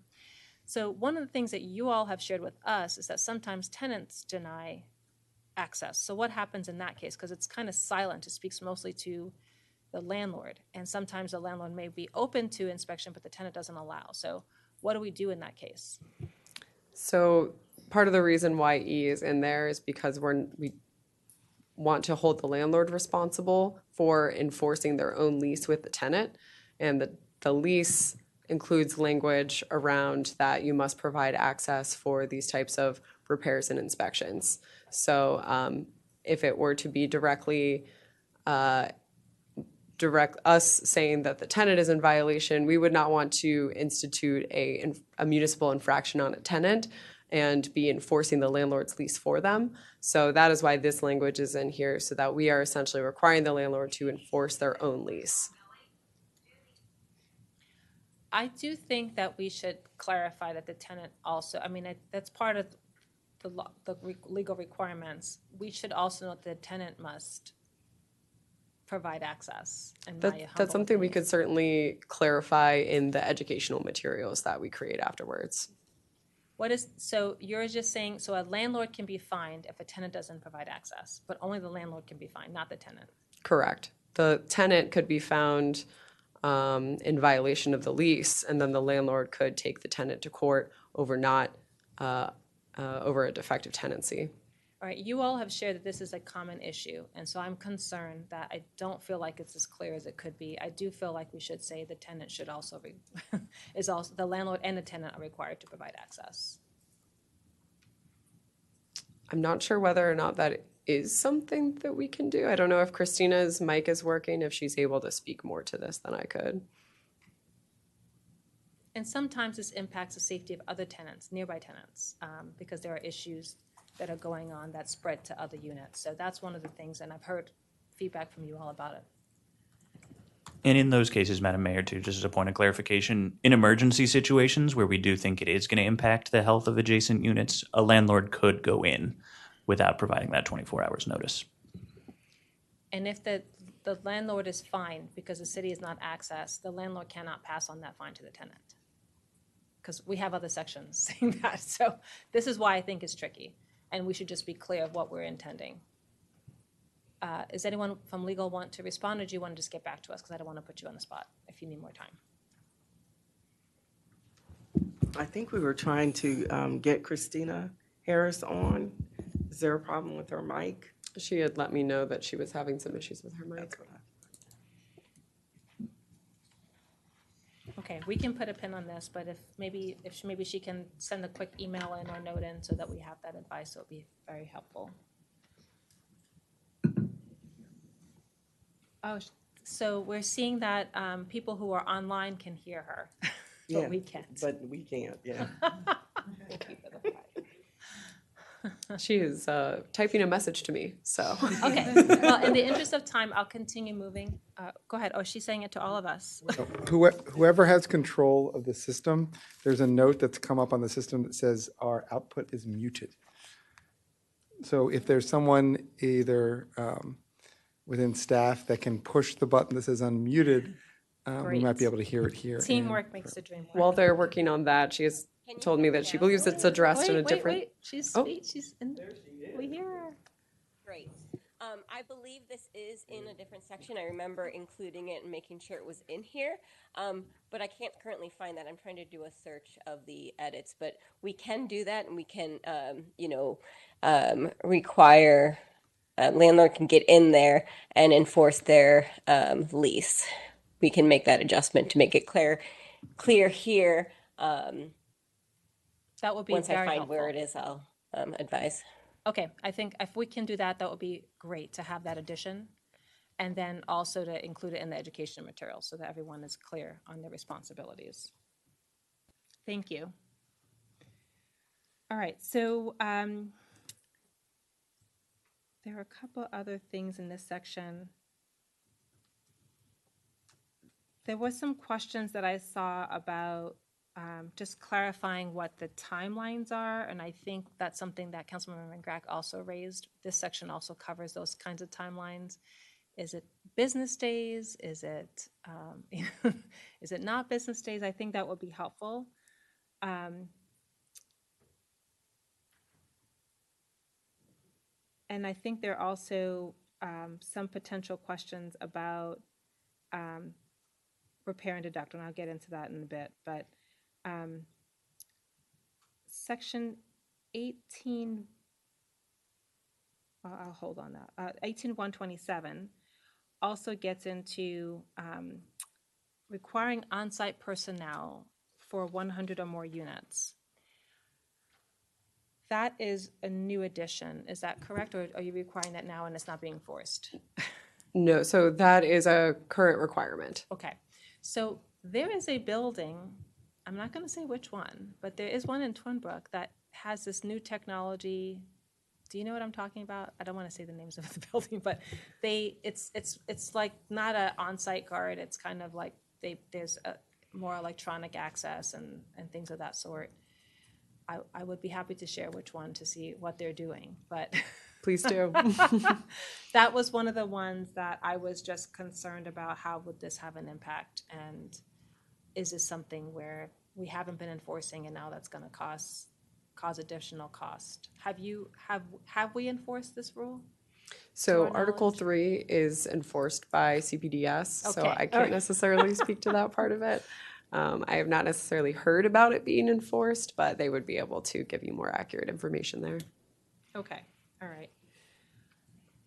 All right, and then you have sections on display of rental license. The landlord of a single unit detached dwelling or ADU must provide a copy of a valid rental license to all tenants of the rental facility.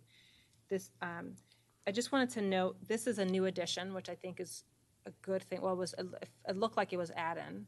I want to make sure that there is communication specifically to small landlords for any new additions. So I know corporate landlords have staff, and so any new additions in this section that we're really doing a lot of work to say, here's the new thing before we start fining people. There haven't been any significant changes proposed for this section, but we will certainly be reminding folks of the current requirements when we do the educational outreach. Okay. And then on transferability, a rental license holder must give the city manager written notification of any change in address or change of property ownership within 10 days of such change or transfer. If you sell, if you got a rental license, your house no longer has a tenant, and you sell it, you're saying you still want someone to contact the city manager? I'm sorry, could you point me to exactly which section this is under? Transferability. Which number? 18117, I think it's A.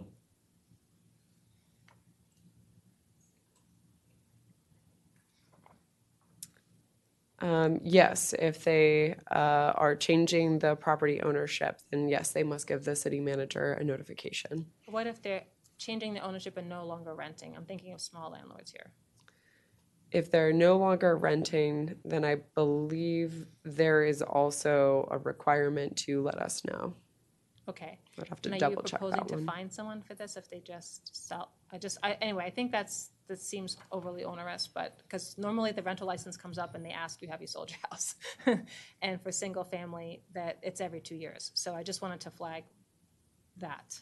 I believe that if a small landlord renting a single family home were to stop renting and to sell their house, if they didn't have an active tenant, then there's nothing more that they need to do. The rental license would just expire. Perfect. But if they do have a tenant, then there's a series of things that need to happen. That is an important clarification. That wasn't clear to me, and I appreciate you saying that. Okay. And then there's a section 18119 on administrative appeals. It seems like there was language removed to be able to appeal the city manager's decision to the Landlord-Tenant Commission. Again, that's section 18119, administrative appeals. Yeah, so this section is to really just streamline the process and to make it a little bit more clear than the information that was in there previously. Okay, well, here's why, because you told me before that the Landlord Tenant Commission has helped people not have to go to court. But in this section, it's like the city manager delivers something, and in the past, that they could go to the landlord tenant to appeal that decision. But in the way it's rewritten is the city manager has a decision and then they have to go to court. So it seemed to have, cut that step out as an option, that it is not legal intensive, that a tenant or a landlord could have to try to come to an agreement. But I just wanted to flag that. I may be misreading it, but would love to get clarification. I'm trying to see if we moved that language to Article 2, but I am not seeing it in there. I didn't. So if someone could just check on that to make sure we're not losing anything that wasn't intended to be lost. Oh, no, I see the language that you're pointing out in Article 3, but I'm checking to see if we move that language into Article 2 where it talks more about the Landlord Tenant Affairs Commission. I don't believe that we did. The reasoning behind that is that going to the Landlord Tenant Affairs Commission, having that as an option is a really great option for landlords and tenants to avoid court. But then appealing the decision, it would really just be appealing it again and going through the same process with the Landlord Tenant Affairs Commission, and would be redundant. So instead of incorporating that process into the code, we figured it would be more streamlined to tell folks that at that point, you really just need to go to court to settle those matters. Okay, and so at that point, when the city manager gets involved, are you saying they would have already gone to landlord tenant? And it would be a loop again? Is there a possibility where the city manager issues? Because at that point, we would potentially have the city manager being in conflict with the Landlord Tenant Affairs Commission. And that's a situation that we are also trying to avoid. Because at that point, there would be a question about what happens there. And so the way that it's currently written is that the Landlord Tenant Affairs Commission, the city manager makes the findings, does the investigation, attempts the conciliation, makes the recommendation for the case to go before the Landlord Tenant Affairs Commission. And then at that point, the commission is the final say. But then having it to go back through the appeals process would potentially put those two parties in conflict. Thank you. I think there's something like that. Go ahead.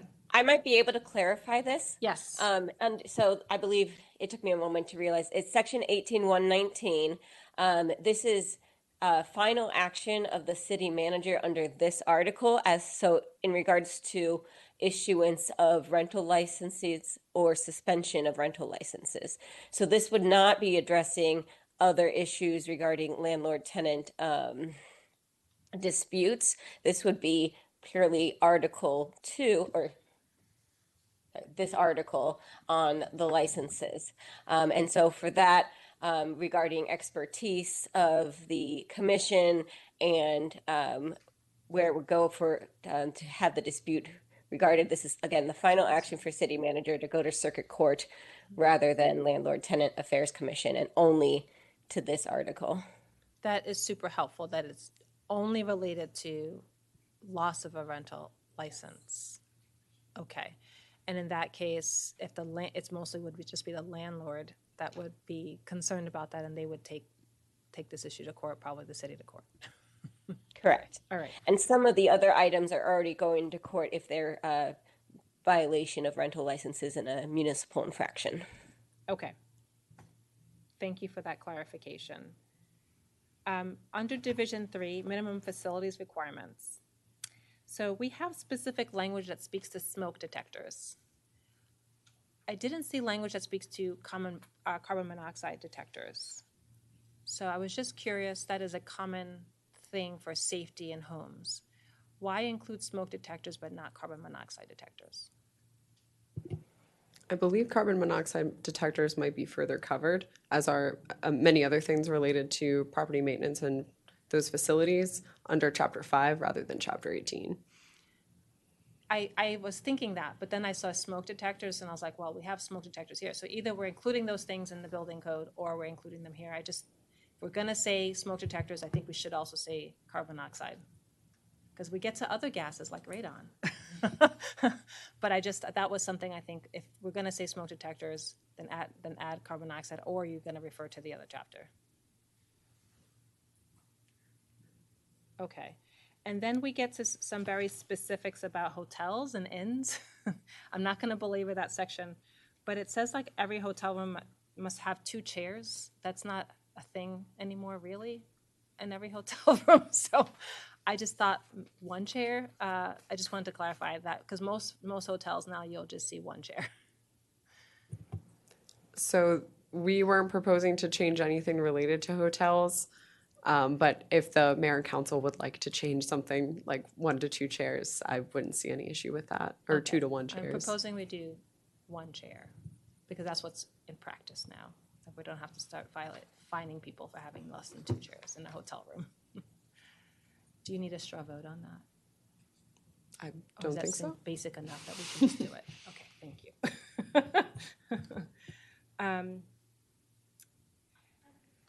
Councilmember Shaw. You're saying at least 1 chair? Like- Yes. Okay. Yeah. Just wanted to clarify. Thank Yes. Okay, and then we, for some reason, struck providing fresh linens in a hotel. So the reason behind that is because if you've been to a hotel lately, you may have seen that some places will have the eco thing. environmentally eco-friendly note saying that if you would like your linens changed once a day, then you can contact them. But unless they're otherwise contacted, they wouldn't be changing the linens as frequently. So I would propose a modification that we don't say that they don't have to provide fresh linens, that they have to provide fresh linens, but strike the every day. I want people to go into a hotel room and know that they're fresh linens from another guest. Understood. Okay. And I'm saying that because there have been issues, not necessarily in Rockville, but that has been a thing. And actually, there's some places that they don't provide linens. People have to bring their own, which is also wild. So, okay. And I didn't see in this section a fine for not filing a rental license. So there are some properties that operate without rental licenses. Is that going to come separately? Yes, that will be a part of the fine resolution that's provided separately. But as of right now, everything within Chapter 18 is considered a municipal infraction with a cost of $100. Okay. And then Section 127, 18-127, it talks about a 4 or 5 burner stove. I assume that since our building code is moving towards more electric, that it's just understood. Understood that it has could to be electric? and it may not be a burner. Sorry? It may not be a burner. It may not be a sort of a traditional burner. It may be an electric kind of plate. I believe that the burner situation. refers to either gas or electric. Okay. It's not specifying that you have to provide one or the other. Okay. All right. Thank you. All right. Those are my sections for this, comments for this section. Thank you. Councilmember Jackson. Thank you, Mayor. Actually, no questions for me. Councilmember Shaw. Yes, I have a few questions. I believe rights are under this section. That's Article 4. Okay, sorry. It's okay.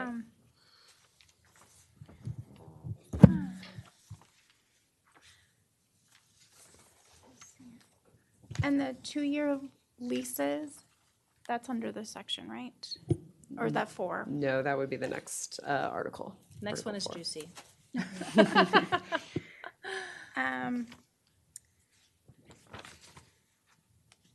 And the data collection is also under? That, I believe, is under, that's at the very, very end of the chapter. So I believe that's Article 5. Okay. No questions for this section. Thank you very much. Councilmember Van Greg. Thank you. So a lot of my focus, just similar to some of the things that the mayor was said and that I said previously, is with regarding some of the definitions and clarity. I also was looking at 18-115, similar to what the mayor was. I also circled with regard to subsection E with the refused, although I was looking in a little bit of a different direction. As opposed to penalizing the renter who might be refusing, we might want to put an exception clarifying that the landlord will not be penalized if it is the renter who is doing the refusing. Essentially, because this is facing the penalties that's going to the landlord, right? And if the penalties are going to the landlord, we don't need to increase the penalties to the tenant, because just as you said, that could be dealt with from a civil manner regarding the rights in the lease. But the more important part is this is imposing a penalty directly on the landlord for the refusal. If we clarify that if the refusal has nothing to do with the landlord's refusal and is either a third-party refusal, such as the tenant, or some other circumstance that it is no fault of the landlord, then there shouldn't be a penalty imposed.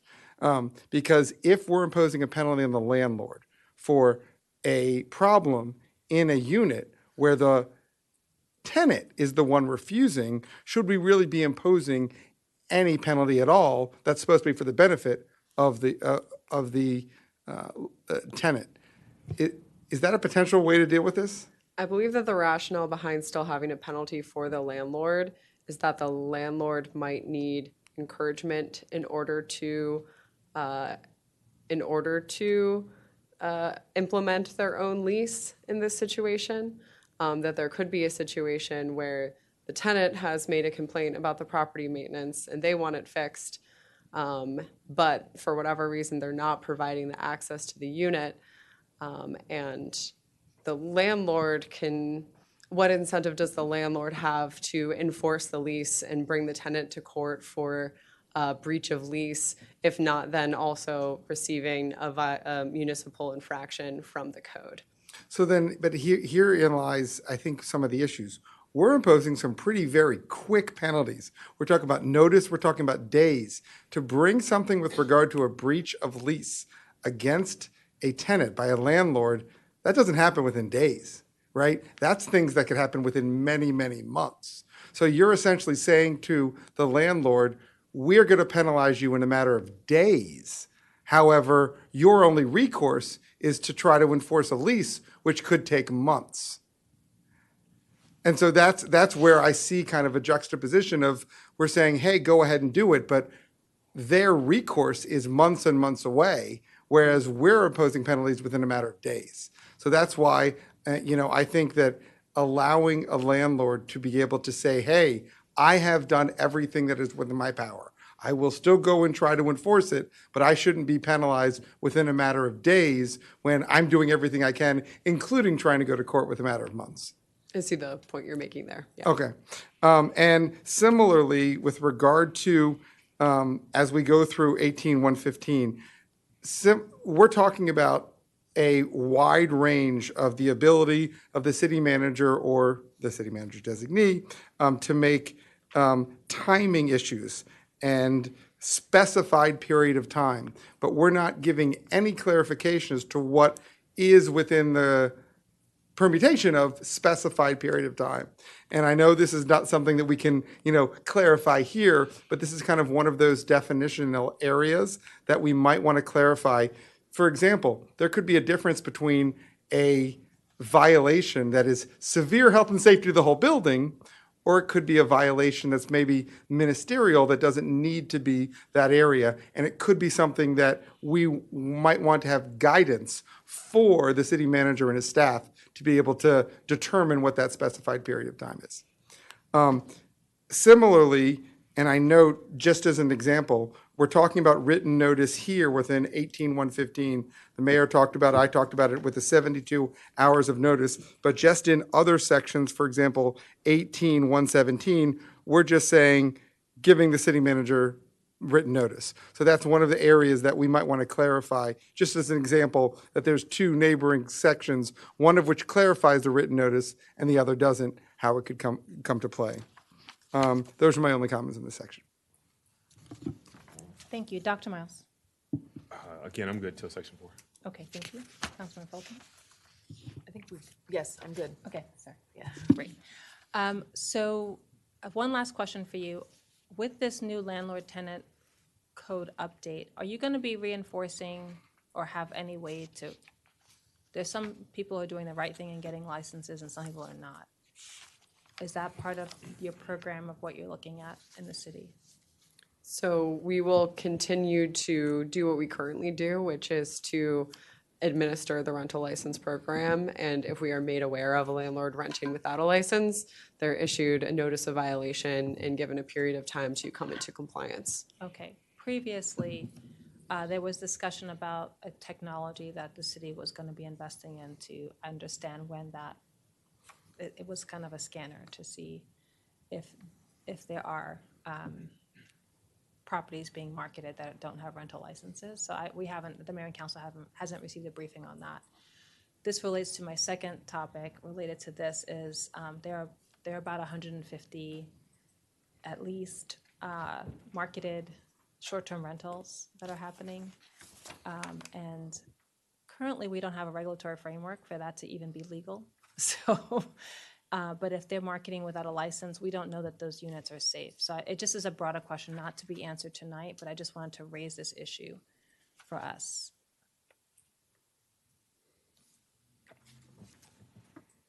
Okay, the next big section goes to Councilmember Jackson, and it covers landlord tenants' rights and obligations. And some of the sections are contents, notice of entry, 2-year lease, subleasing, additional leasing requirements, early lease termination, miscellaneous. Those are some of the highlights, but there's more. Oh my gosh. I didn't plan that, Councilmember Jackson. Sure, certainly, Mayor, I believe that. Let me see. You know what? I'm going to pass because I have to get my notes together. No problem. Councilmember Shaw. So I just wanted to note that many of these rights are already state law and were existing. And so I'm speaking particularly about the right to assemble, the right to distribute information, the right to use a common area without a charge. That's actually a state right. And so I'm glad that we are aligning, but I just wanted to make sure, like especially for the listening public, that a lot of these rights we've already had for some time, and they are incredibly important. I just think that we have to just continue doing work just to let tenants know of these rights. Just like we heard today, someone was, it was shared that someone wasn't able to distribute information when they were organizing a tenant association. That's against our law. So I think it's really important to be able to make sure that tenants understand their rights. Thank you. I agree. Councilmember Van Grack. So not surprisingly, some of my comments here with regard to clarity and definitions. And one of them, I know that the last time we were discussing and doing a straw poll and talking about with regard to 2 years versus 1-year leases. I know that's the first section that we get here.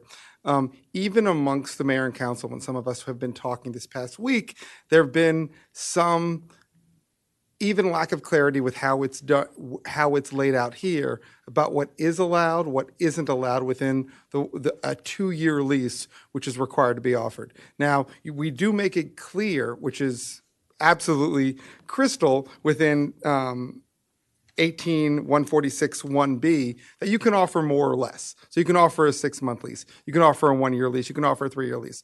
But within the 2-year lease, I know there have been some comments and clarifications with regard to whether you can have a graduated increase of pricing of the rent within that 2-year period. And I think it's debatable, but from what I've heard from a lot of folks, I've heard from some renters and I've heard from some landlords that they want the flexibility to be able to adjust from a contractual relationship the way they would if, for example, it was going to be a 1-year lease and a 1-year lease to increase.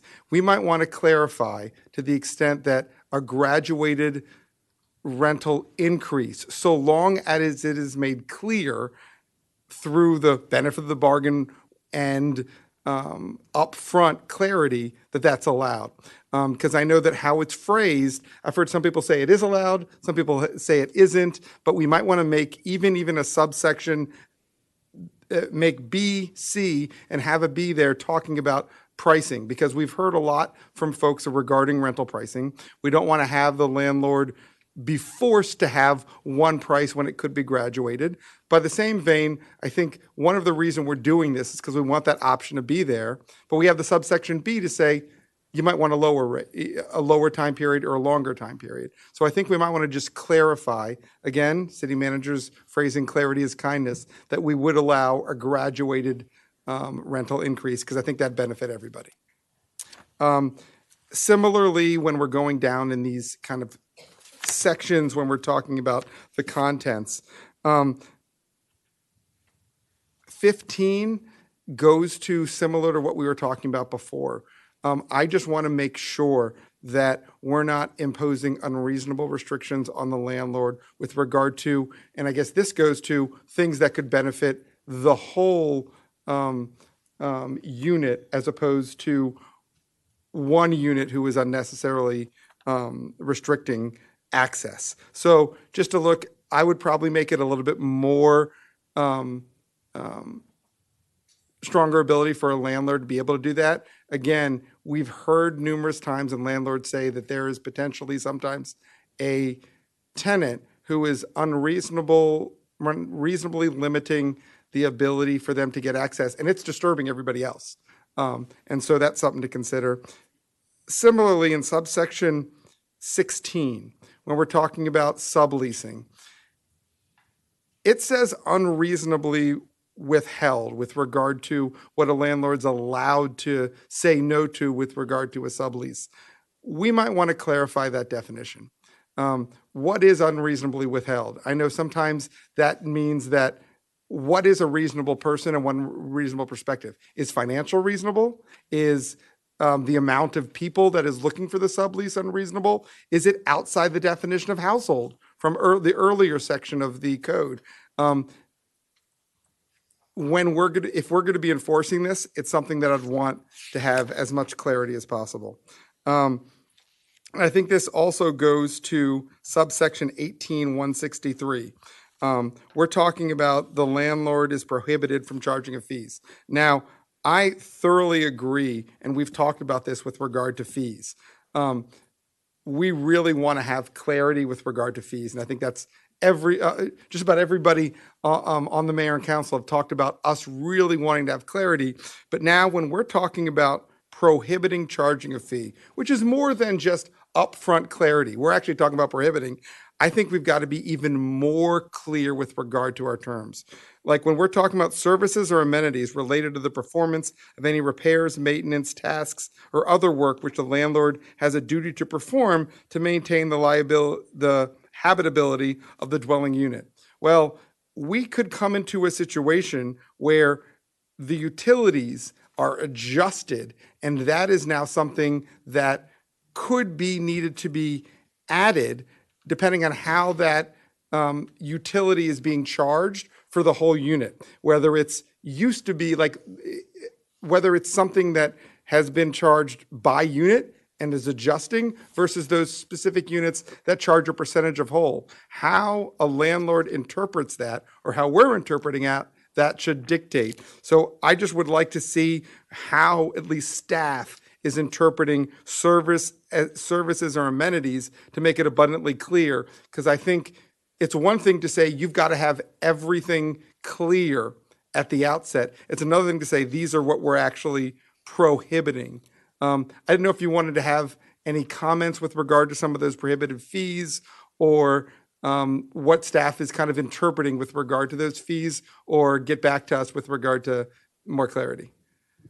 So the intention behind section 18-163A3, if that's what you're referring to, is that a landlord should not be charging a fee for fixing a toilet. A landlord should not be charging a fee for repairing a dishwasher. That these are things that are inherent to providing a safe, habitable unit, and that there shouldn't be any additional fee in order to make those repairs. And that is something that we have unfortunately seen landlords imposing.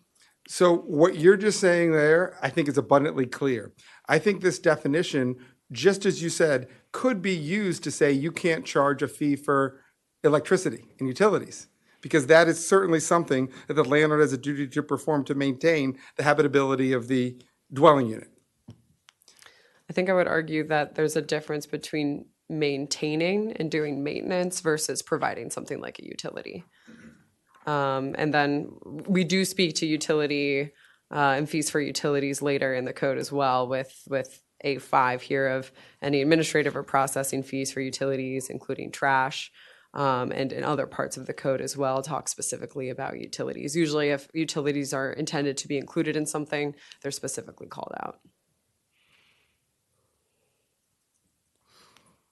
Okay. I guess I had interpreted that more broadly, but I guess if everybody's interpreting different than I, then, I'm clearly the odd duck there. I know that, sorry, go ahead. before you continue, I Yeah. know that we received a comment specifically about A2, that there was concern that services or amenities previously included in the rent could prohibit landlords from introducing utility cost recovery structures or ratio utility billing systems. And so that's something that we received that comment and agreed that it could be potentially interpreted in that way. So that's something that we are happy to discuss amending so that it is more clear in that case. Okay.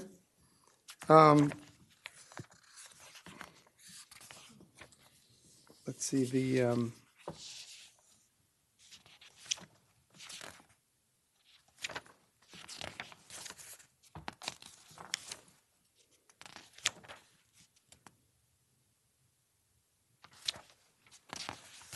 I think, hold on. This goes to, all right, 148 is still in this section as well, right?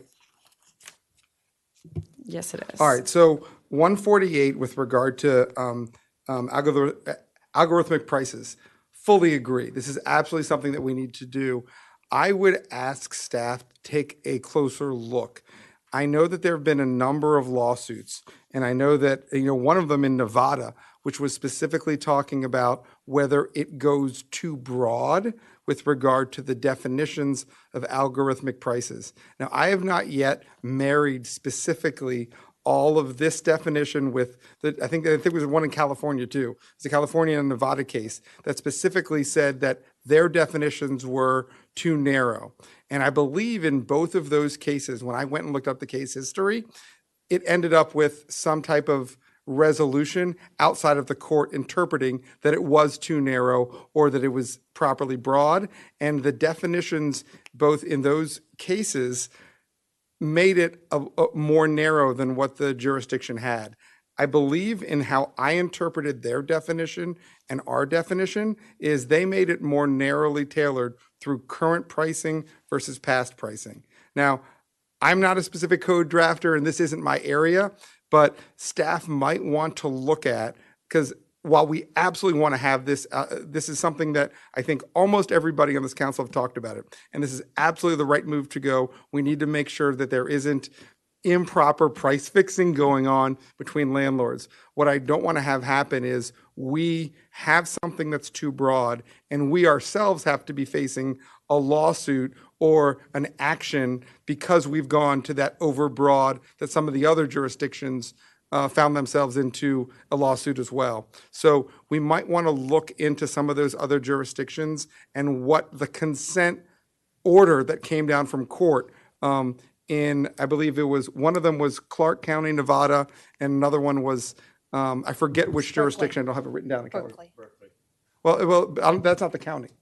The city was Berkeley, but I'm not sure what the county where that lawsuit was in California. So just something to think about when trying to do with it, because it's absolutely the right thing. I just don't want it taken away because we've been too broad. Thanks. Dr. Miles. Thank you, Madam Mayor. Thanks, staff. And I want, again, thank my colleagues for their excellent review. The question I have is to get some clarity. I appreciate staff's reply to my question regarding the permanent relocation assistance. This is Article 4, Division 4. in our agenda book, it's packet page 248. What I was trying to gain clarity on are, I guess, how long, like what does permanent relocation assistance entail? Is it something that goes on in perpetuity? Is there a time at which it would extinguish? Like the writing, the explanation for temporary assistance is fairly comprehensive. I just didn't understand the permanent relocation assistance, and perhaps it's just my inability to interpret, but I'm happy to take your answer here.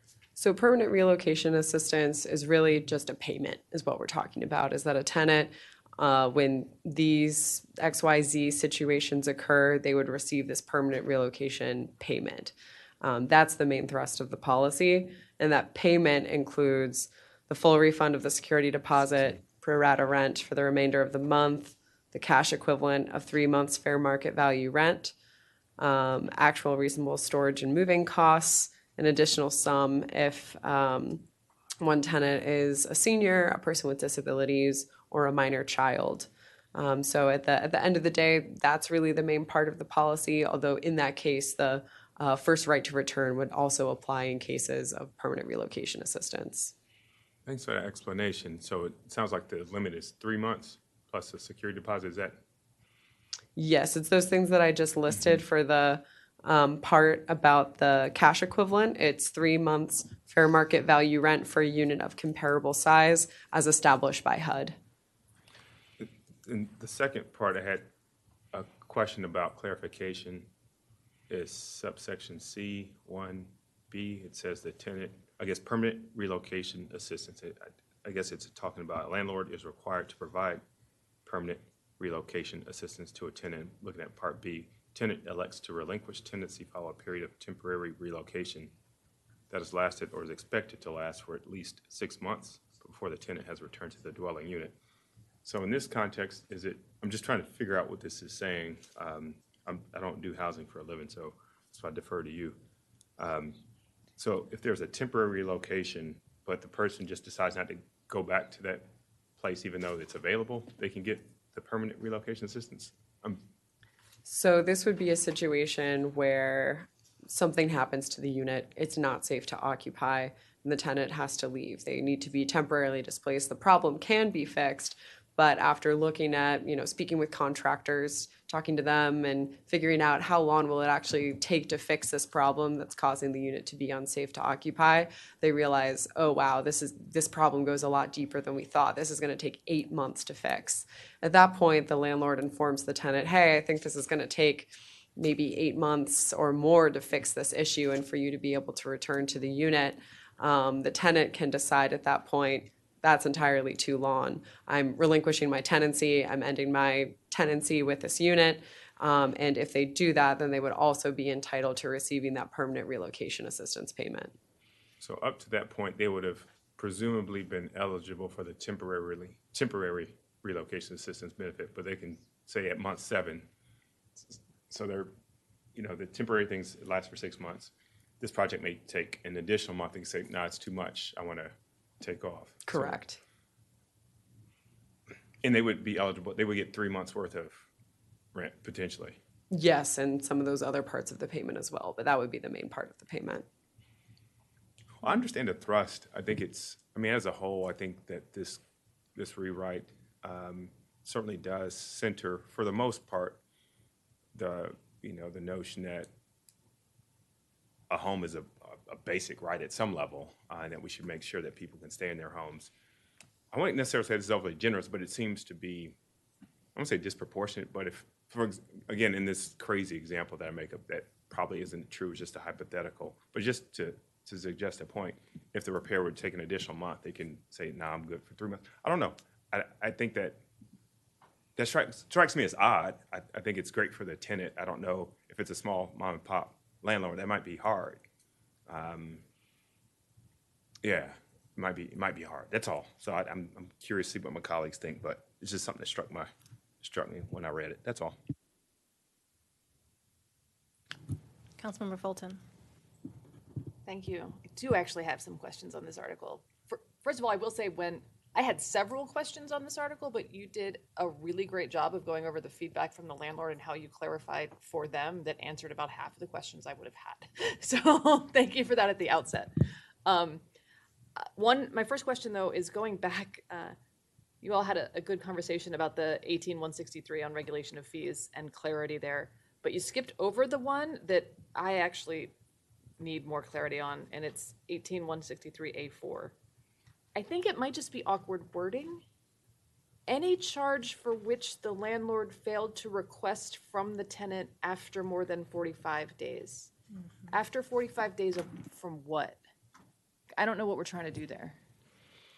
So this would be in situations where, what kind of fee to use for this example, where there was some sort of parking fee, for example, or a bicycle fee, and the landlord did not charge the tenant for that fee, and forgot to charge them for whatever reason. If it's been more than 45 days since that charge is intended to occur, then the landlord would no longer be allowed to ask the tenant to make that payment. That's interesting. So number one, I think it just does need some clarity on 45 days from what. But so this would be a situation where it's a legitimate fee. We have no concerns about this fee in general. But if a landlord, I don't know, there was a mistake and it wasn't charged, you can't charge retroactively, or you can never charge it again? You just can't charge retroactively for that fee that was not charged for. So you can't get my bicycle fee in arrears, but you can charge me next month for my bicycle fee. Correct, yes. Okay. That all makes sense to me. I think we might need a little bit of clarity on how that's, I support what we're trying to do. It wasn't clear to me when I read that. My other question is on the relocation assistance. I have a couple questions. I share my colleague's concern maybe that aspects of it might be more of a burden. The burden might outweigh the benefit. But broadly speaking, as I read it right, for temporary relocation, so it's 18178, it is not, it's not an entitlement when, I think the language is, the tenant failed to uphold the obligations. I can't find it. Hold on. So when the reason for the dislocation is because the tenant failed to upkeep or whatever, that there's an exception, that there's no entitlement. I can't find it anymore, but I'll just speak to it, for the temporary. That same exception is not in the permanent relocation provision. Shouldn't it be? Let me see if I can find it. I'm trying. Sorry, I'm trying to find exactly what you're talking about. Yeah, me too. What's the term trying to find? I think would it be under Fails to uphold. number 4.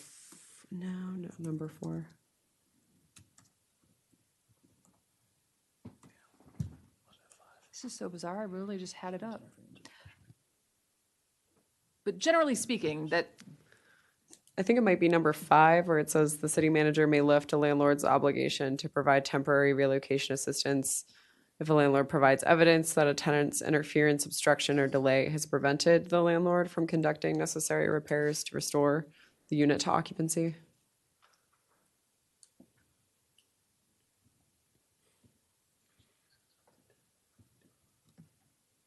sorry. I'm hopping around in here and I lost it.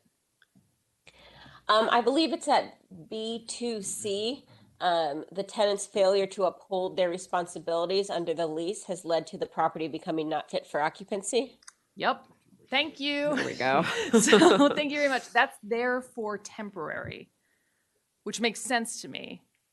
But the same exemption doesn't apply for permanent. So looking at the reasons why permanent relocation assistance could be triggered, that would apply under It would be under C2, would be that, because the parallel is notwithstanding, the landlord is not required under these circumstances. And it's not repeated there, and I'm wondering why. So for the situation, the first situation that somebody can receive permanent relocation assistance is if the rental license has been suspended or revoked, the landlord ceases renting. That one, the tenant not allowing the landlord to make the repairs wouldn't apply. Under B, the tenant elects to relinquish tenancy following a period of temporary relocation, so that all of the temporary relocation things would already apply to that one. She would have gone through the whole temporary relocation assistance process. Under C, it also wouldn't apply because that's only in cases where the landlord is like redeveloping the property. And then under D is that the city manager determines the dwelling unit will not be fit for occupancy for at least 6 months. So under that last reason, under C1D, I can see that part about the tenant being applicable. So sorry, walking through this out loud, but I take your point. Thank you. Okay, so my suggestion, to be clear, would be to add, because of that, if the city, something happens, the tenant is not upkeeping the property, there's violations there, and the city manager determines the dwelling unit is not fit. Under those circumstances, under 2, we would say permanent relocation assistance does not apply, right? Under 2? C2. It would be one of the situations in which they would not be an entitlement to permanent relocation assistance. I do think that in order for it to apply under the permanent relocation assistance option D, we would maybe need to include some more language, but I will touch base with that, about that with Christina to make sure. It needs to be a notwithstanding. Mm-hmm. Okay. No, I see what you're saying, and we'll make sure that it's covered in those circumstances as well. I also will just say that I mentioned it already, I share my colleagues' concern that we might want to take a closer look at the impacts of the permanent relocation on smaller landlords before we finalize. I had one more on this, guys. Sorry. There's an overarching exception to all of this where, notwithstanding all of this, if the landlord and tenant agree to something that meets the criteria set by the city, then that would be okay. Isn't this the criteria set by the city? Like, I guess I don't know what that means. So I am at 3D somewhere. Notwithstanding the relocation assistance required under this section, a landlord and tenant may agree to an alternative arrangement which meets the criteria set forth by the city. Are we proposing an administrative other set of criteria, or just that there's something that could meet all of these requirements that? There is something that could meet all of these requirements, but isn't necessarily exactly what we've outlined. We wanted to provide some sort of flexibility for them to come to an agreement that isn't exactly as we've outlined, but still meets the needs of both the landlord and the tenant.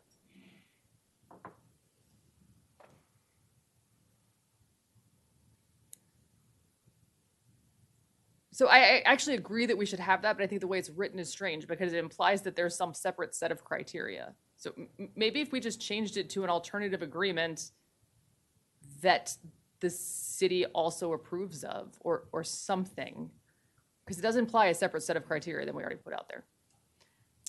I see, yes. I think that we can make some adjustments to speak to that. Those are my concerns. Thanks so much. I love that my colleagues have gone first because I'll just say ditto on a lot of it. I do have some additional commentary on this one, and I know this is a big section. The notice of entry, the ordinance requires 24-hour written notice in advance of any inspections or repairs, including situations where tenants request repairs. This is a situation where sometimes a tenant, like if there's an overflowing toilet or something like that, like you might need to get in there sooner. And so I was concerned about the onerous nature of this one in particular for certain kinds of situations. If a tenant's requesting it, or if there is something that's going to damage the property, that you got to get in there. That's one of the things that, as long as the landlord and the tenant agree, or if there's an emergency, I think there needs to be some flexibility in this language. So I think the tenants might appreciate that the landlord responds more quickly, but we're putting in parameters that might prevent that. So I'm sorry, you're referring to This is section 146? 18-146, subsection 15, notice of entry. Yes, so with that, all of the changes that we have made there were updates so that we can better match state law. And the exception to the 24-hour requirement is for emergencies. So in an emergency, landlord and maintenance team are allowed to go in without that 24-hour notice. Understood. But if the tenant allows someone to come in within 24 notice, if they say, get me someone as soon as you can, I'm going to go on travel tomorrow, are they going to be in violation? So the landlord is required to provide at least 24 hours notice. I wouldn't think that there's anything. Maybe it's something along the lines of, It also says in the language that remained and was there before, but as otherwise agreed to by the parties. So the tenant can say, you need to come in here right now, and the landlord says, yes, I can be there right now. We don't need to wait the 24 hours, and that's in there. what section is that? That's in That the same one. That's in there.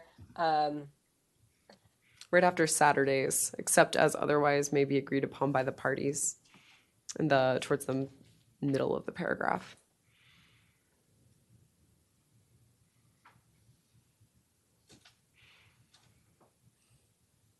So that would allow them to not, if the tenant agrees, then they can go in before the 24 hours. Yes. Perfect, okay. And then the emergency situation is also covered here, providing that nothing in this paragraph prevents the landlord from entering the leased premises in an emergency situation. Correct. Okay.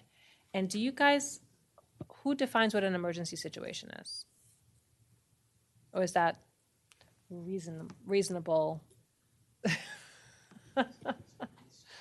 Yeah, there's typical situations that are seen as emergencies, like floods, like Gas leaks. Okay. And that would be clear. yes. It's understood. Yes, and usually our code enforcement team has that definition as well as to what are some of those emergencies. Okay. The early lease termination, so the landlord has to give 60 days notice for a number of reasons if they're gonna do it, but then the tenant can give 30 days. There's some state law there, is that correct? In regards to month-to-month leases specifically, yes. Yeah. Okay, so is there anything that's different from state law in this section for early lease termination? I don't believe so, no. We go a little bit further than state law in saying what are the situations where a tenant can do the early lease termination with only 30 days notice. Can you just clarify which ones are not state law that we've added? I'm not sure which ones specifically go further than state law, but all of the ones B through H are new additions to city code. Can someone get back to us just to clarify which ones are state versus not? Sure. That would be helpful. Okay. And when I was listening on one of the calls, people were saying, okay, what does that mean for payment? But I think you did try to clarify here that they only pay 30 days. Yes, so at the very end there, it says that the lease may provide that in the event of termination for such cause, the tenant shall be liable for a reasonable termination charge not to exceed 1 month's rent. 1 month's rent, okay. Okay, yeah, I just would like to get the clarity. I do know that to turn something over, we definitely want to be supportive, but to turn something over usually will take 60 to 90 days. And so there will be a loss there. We understand that. But there are obviously some really good reasons, especially given some of the federal job losses that we've seen, that people really do need to move, or if there's a safety issue. But I would like the clarity, if possible. The other thing was on 2-year leases, and similar to my colleague, Councilman Van Grack, I've heard some questions about this as well, on both sides. And I think what we're trying to do is we would like to see that renters have the option to stay for 2 years. It gives them stability. What I heard is that people might charge a higher fee up front. And you have some provisions that you added since our last work session that allow an increase to happen with 90 days notice. I'm wondering, is there a possibility that we could say, yes, you can increase the rent within those 2 years, like after the first year, but there's some kind of clear, transparent of here's what it is in year one versus after year one, so that people know up front what their rent increase will be? I would think we would be able to include that, yes. I think that would be very helpful, because I think this body was trying to really increase transparency and give consumer choice, increased choice. And I just don't want to inadvertently cause harm in another way. So I think that would be helpful to me to see what that looks like. Subleasing, can you just clarify what the state law is on this one? And where we go farther than state law? I'm not sure what state law is for subleasing, but our current rule around subleasing is that the landlord should not unreasonably bar the tenant from being able to sublease the unit. Okay. I think I had questions similar to my colleagues on like, what is that screening like? What is reasonable?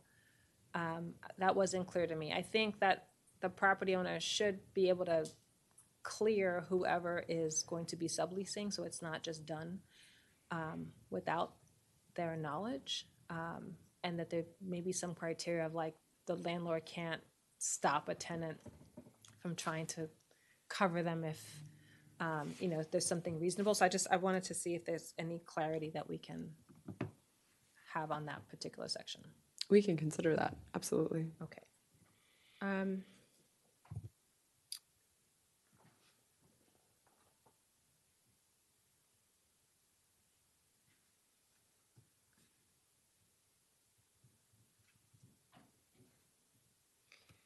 When does I think it's at the point of lease, but when the common ownership community laws that we're having here, and any renewal offer letter provided must include rent which matches the rent listed in the lease. If the rental unit is located in common ownership community, the landlord shall provide prospective tenants with a copy of the common ownership community's bylaws. Is that at the point of leasing, right? Am I getting that right? Or at the renewal? Yes, because this is under the section of additional leasing requirements. This is something that would be required as a part of the leasing process. Now, what I'll say is, in the city of Rockville, the rental license happens, but there's not a lot of like, here's what your responsibilities are, here's what you need to give the tenant. I think that we might have a situation where people don't know what they have to do, or that there's so many new things, state laws changing.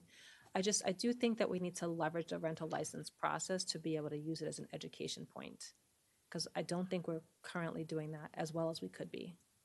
So I know that's not your department, but I think that the departments need to marry in that case. Is there something that we can say that this will happen going forward? That's something that's already part of our plans for improving landlord-tenant education. Excellent, thank you. It says that a landlord must provide a tenant the entire rental payment history within 7 days of a tenant's written request. Is that 7 business days or 7 total days? And unless otherwise stated as business days, it just means days. Okay. Now this makes sense for a corporate landlord who has a database, but I was thinking maybe that if this is not state law, that could be business days or something where people have time. Because if you're saying the entire, that could be years and years and years that people have to dig up. So that was something that made me think that for small landlords, you might want to have a consideration there. So is the suggestion to make it business days? I would be fine with anything that adds a little extra time for small landlords. I think that would be helpful. Okay. Okay.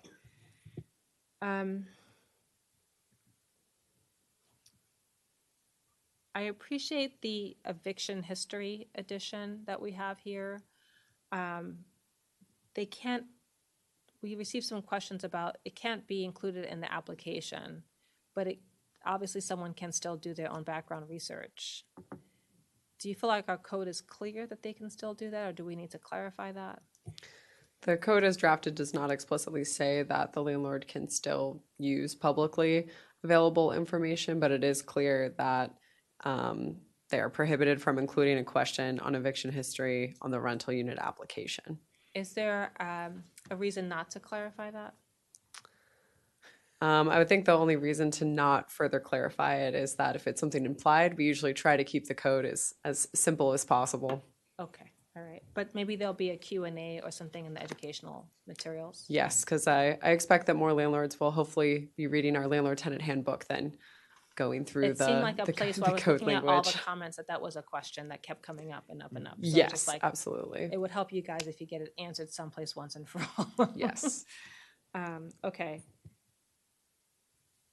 So this is one thing that I know that we don't clarify, but I have seen this situation, and it's under that same section, but C, if a dwelling unit is a Molly price and regulated under City Code Chapter 13.5, which is our Molly price dwelling unit code, and the tenant no longer meets the income requirements, the landlord may terminate the lease pursuant to that chapter. I do appreciate that we're referring to the other chapter, but Dr. Miles and I experienced this last term where, like, as soon as one missed the income, like they were no longer in the income criteria, like they were kicking people out. And I know we worked hard to make that change, but I don't know if there's a better way to refer. It's like, it's not as soon as a person doesn't meet that income limit. There is some level of graduation a wiggle room that we allow for people to be able to still stay and not have to leave immediately. We do, and in order to keep things as clear as possible, and this is what we've tried to do throughout the code, if we're referencing a different part of the city code, we want to reference that part of code, so that way if something changes at any point in the future, we're not trying to see all of the other parts where we talk about those specific requirements. But if it's something pursuant to Chapter 13.5, then we're pointing people there, since we also hope to update Chapter 13.5 in the future as well. And who knows, maybe Yeah. something around related to that could change. We did make some changes to allow to move from 3 months to 6 months. And then I think we also made some changes to allow a little bit of flexibility. I just know that some people have tried this and since, and it concerns me that it's so flat here that it's like, you're out. And I just want it to be humane. And maybe you'll deal with that in the education materials, but I do think it needs to be married and in one place, someplace when landlords know that they can't or shouldn't do that. We can make that clear in education, absolutely. Okay, thank you. I agree with my colleague, Councilmember Fulton, on the charges limited for 45 days.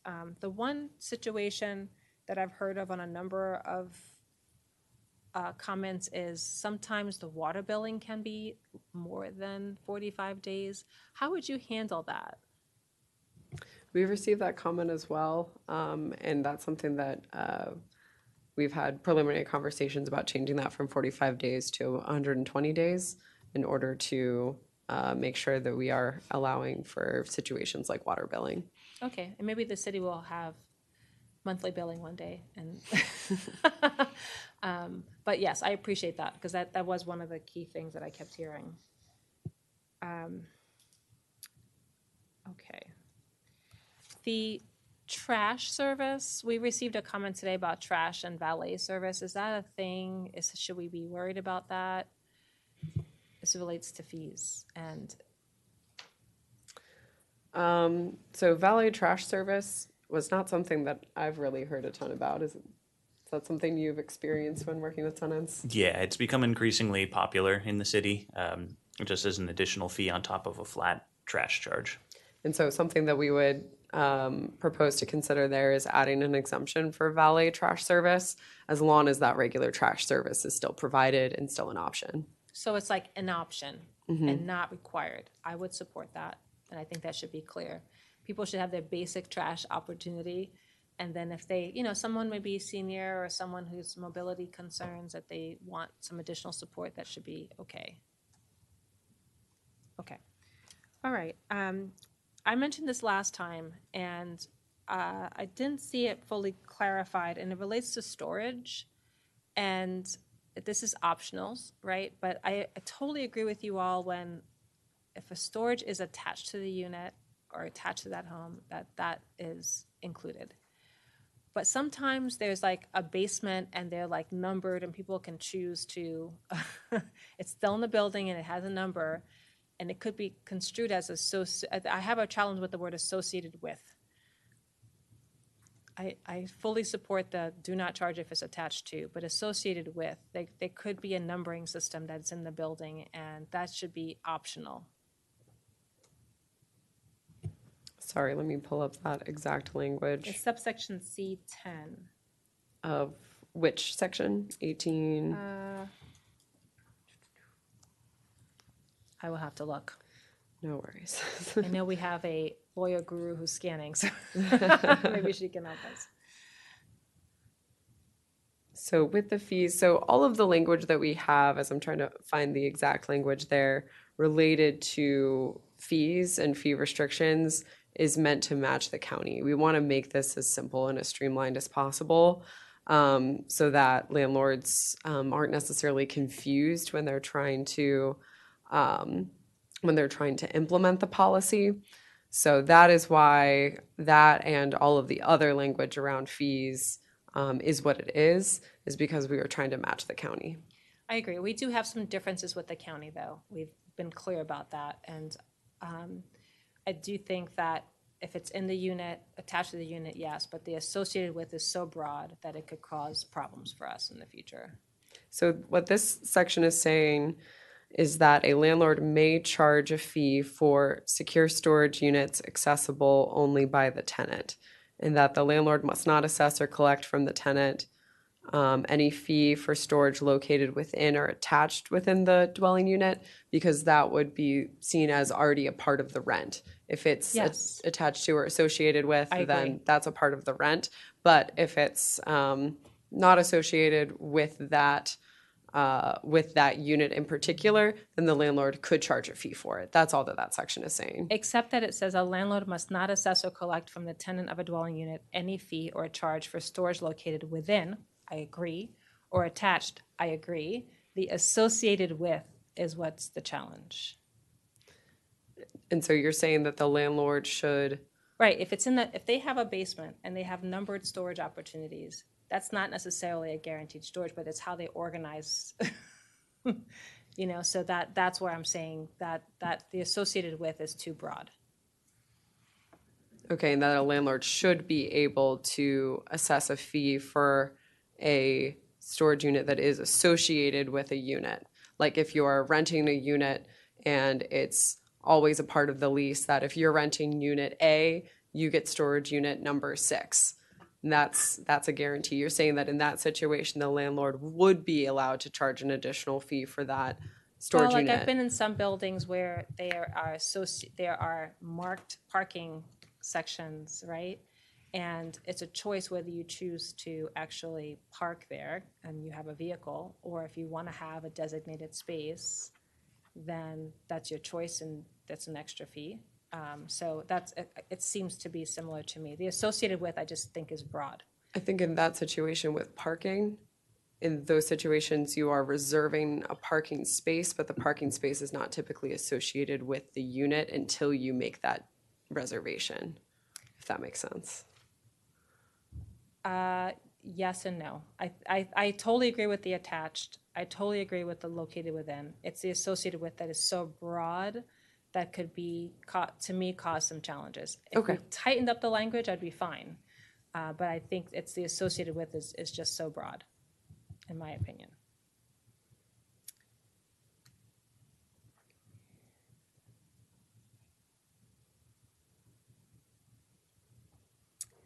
The tenant organizing, fantastic section. How do you deal with the fact that it's kind of the language a little broad on like if someone, I know sometimes those rooms are used for baby showers and events and things like that. Like they would still have to go through the reservation process, right? And it's not going to knock out other uses for residents who just want to use it for family life things? Correct. How They does that just work? wouldn't, the tenant or organization just wouldn't be allowed to be charged a fee, but they could still go through the typical reservation process. And they can just, is it unlimited per month? I do not believe we have placed any restrictions on the number of times per month. Has this been an issue, or I'm just, it's great to do it, but just, are there any lessons learned that we need to just anticipate?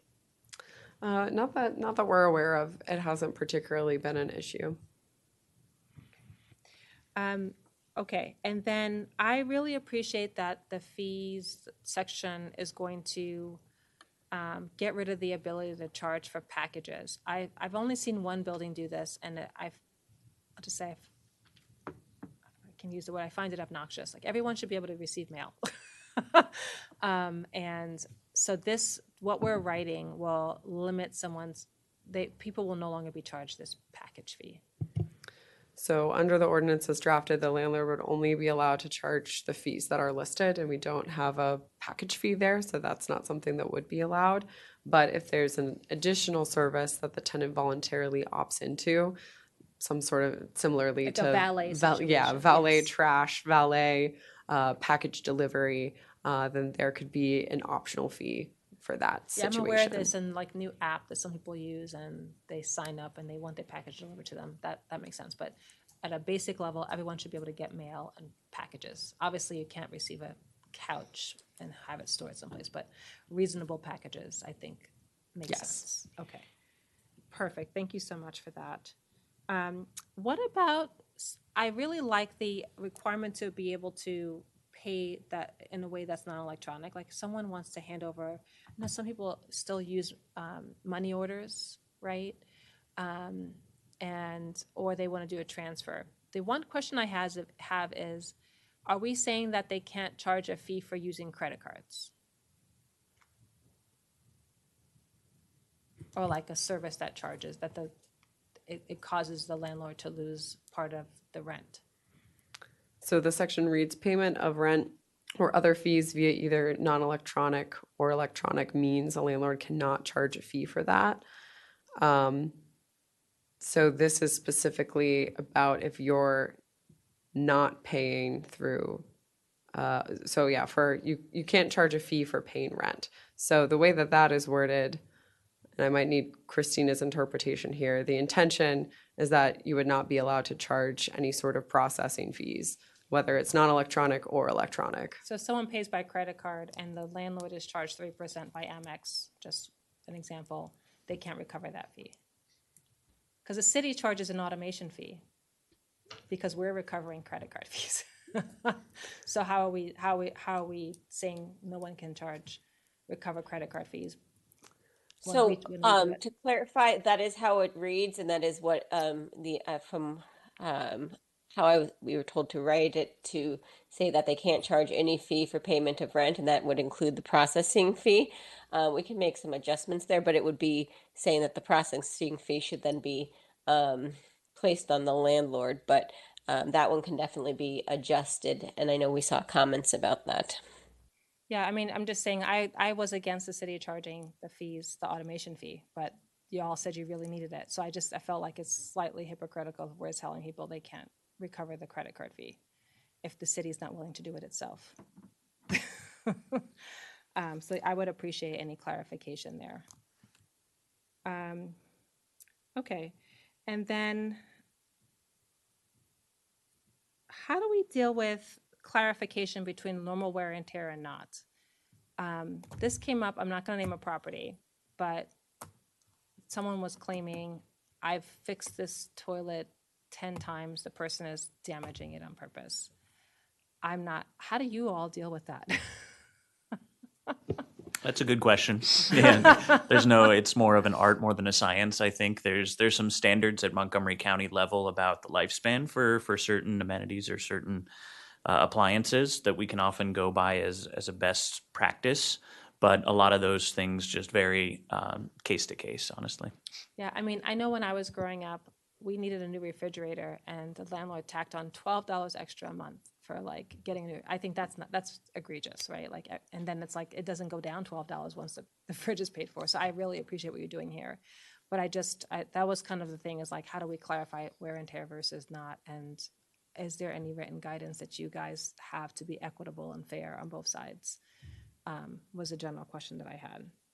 I had similar questions about the relocation assistance, particularly for like, less so on like corporate, but like on small, someone who still needs to pay their mortgage. I felt like it may have, I totally support the relocation assistance, but I thought it would be more cost neutral than it is right now. I do feel like someone could really be in a financial situation if I won't repeat everything my colleague said, but I'm just going to echo what they commented on. I think it needs a little bit more look, and I think Councilmember Frank mentioned it as well. I think we struggled with this last time. It's like, we want to do this program, but we feel like, what is that right amount? And I don't think we have it yet. For permanent relocation assistance? Correct. Are there any changes that you would suggest to bring it down, or something we could consider, if the mayor and council wills it, is creating a different set of criteria for small and large landlords? That's not something that's in the code at any point currently, but is something that could be done. Small large landlord would help me a lot, because I do feel like someone can absorb more than someone who's like a mom and pop just trying to cover the expenses. But I think Dr. Miles said, like, if someone has moved in, if they've found something new, like, and they're still going to get amounts. It was something he said that made me think about that. I don't have the exact answer. But I do feel like it's a little, the comments of my colleagues mentioned, I think might give us a hint of how to maybe adjust a little bit, particularly on the permanent relocation. Do you know if we have experience or best practices from other jurisdictions who have done this work? Yes, all of these recommendations, including those for permanent relocation assistance, are based on best practices from other jurisdictions. How many jurisdictions are doing this now? Do you have, is it a lot? I do have a list. It's not a lot. There's really a handful across the country that are doing permanent relocation assistance policies. It's more statewide in California, with temporary and permanent, because state law speaks to it as well. But outside of California, there's a handful of jurisdictions that have such types of policies. Yeah, I mean, I really felt like the moving expenses, the storage expenses, but then you tack on 3 months on top of that. I was trying to like cover the expenses and be more cost neutral so that we're helping the tenant get into a safe place. But if we're covering storage and moving expenses and other things, that some of that seemed a little high. I don't have the exact answer, but I do think we should analyze this a bit more in particular, particularly the permanent one for me. I do appreciate the temporary. And I think you clarified also that this doesn't qualify in the time of natural disaster, correct? Correct. Because I know that, like, I'm thinking of Plymouth Woods was one of the properties that it's technically condos and people own them, but they're like small micro folks. And there was a significant issue, I think, with the fire and then with the flood that was really beyond their control. And, you know, people were really struggling because they were paying the mortgage and not able to get in. And then they would have had to also pay, a hefty sum. So just want to give a real life example of a situation like that.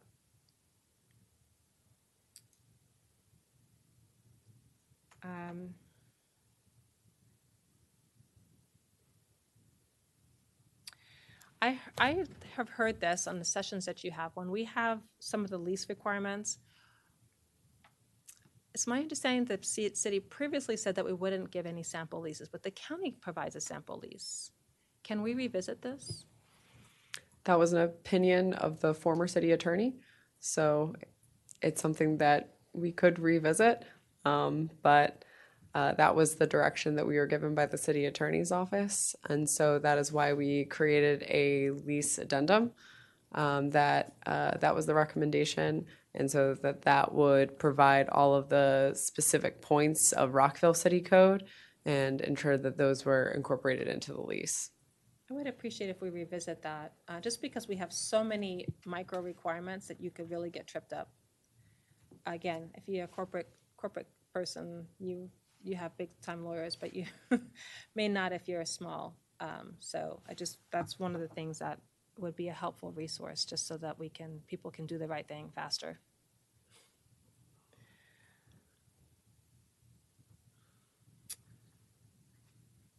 The lease receipt, it doesn't clarify, can they send an email version? Or does it have to be print? Or is it agnostic on purpose? So the lease receipt? Yes, reduced amount of time the landlord must provide the tenant with an executed copy of the lease. From 10 days to 3 days. And this time you did put business days. Yes, the lease can be provided electronically. Okay, thank you for that addition. I support the giving tenants more time to review the lease prior to execution. That was fantastic.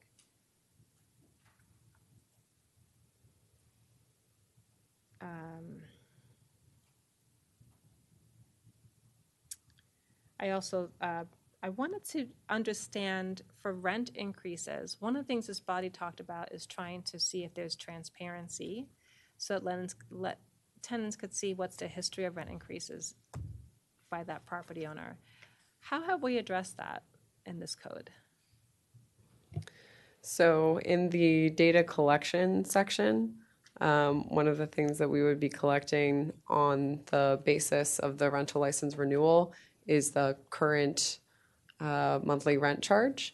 And with that data, we would be able to calculate the year-over-year change in rent and have the information about those rent increases over time.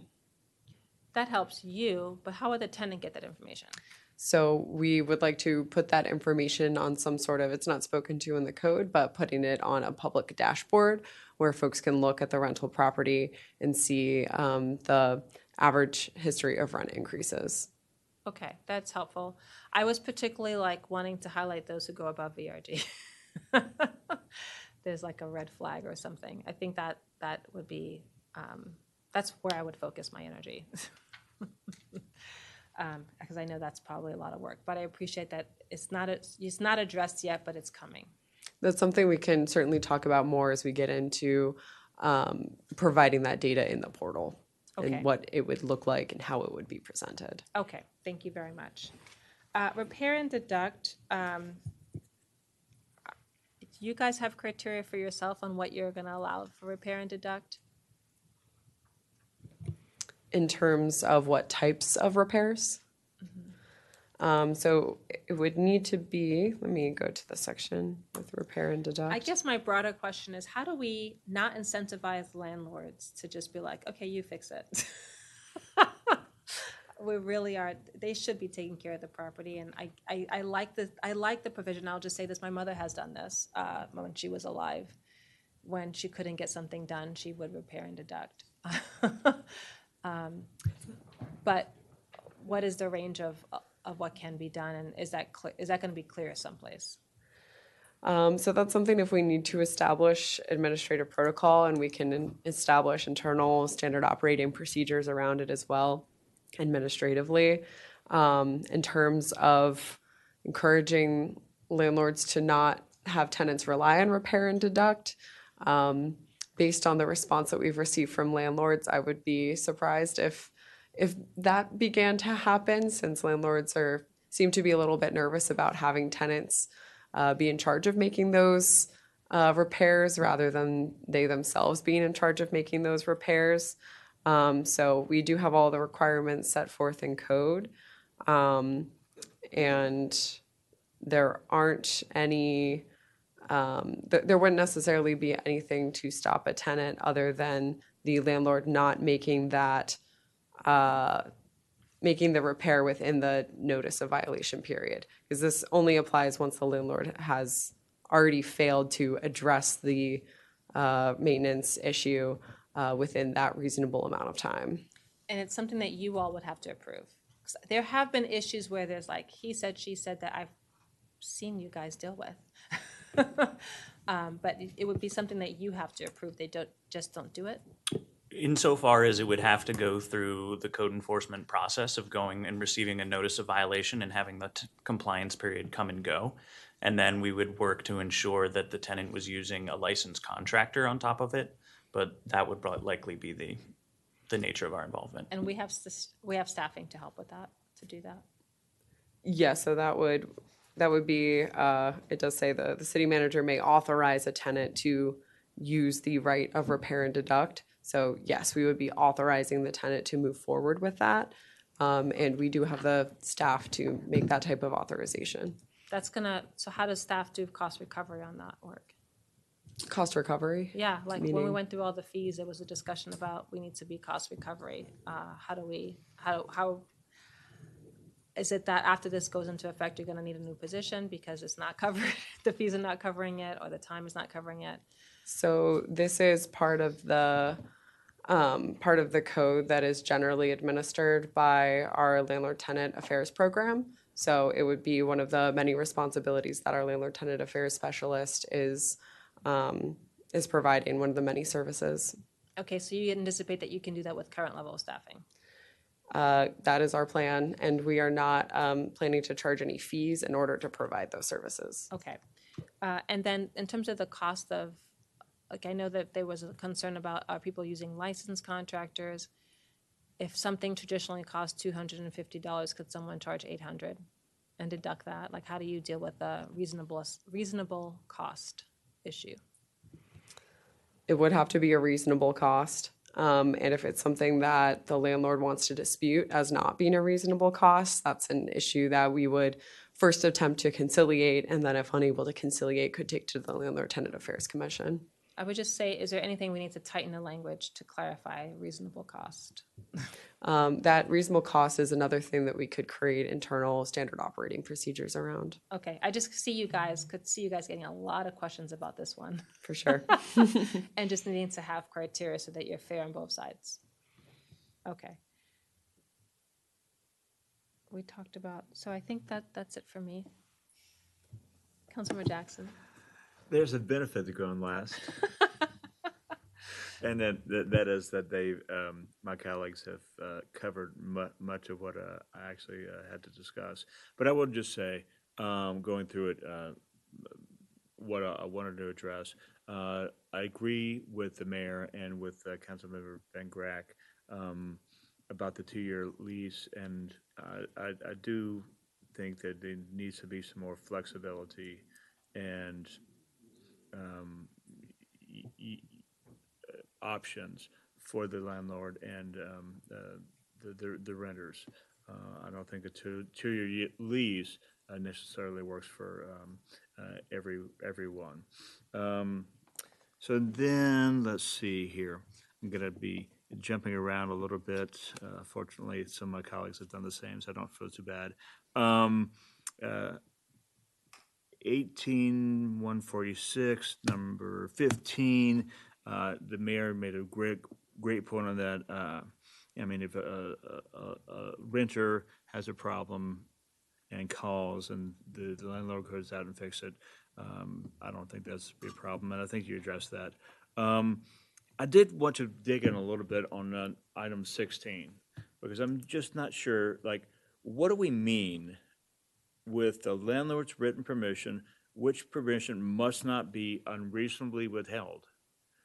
What is that? Unreasonably withheld, like, what does that encompass? Is it just, when you see it? I've had an opportunity to do a quick research. I will need a little bit more time to address that from a legal standpoint, but from Maryland state law, it's on a case law level, and they also use the term unreasonably withheld, so I can get back to you on what that actually is in the case law once I read the case. All right, no, thank you. And I think the broader point, I think many of us up here made the point, is just being kind of precise with our definitions. I think that there's a wonderful document, but the devil's, as I say, in the details, and I think the definitions are really important. So let me see here. I like the 90-day notice of a rental increase. The price coordination and algorithmic devices.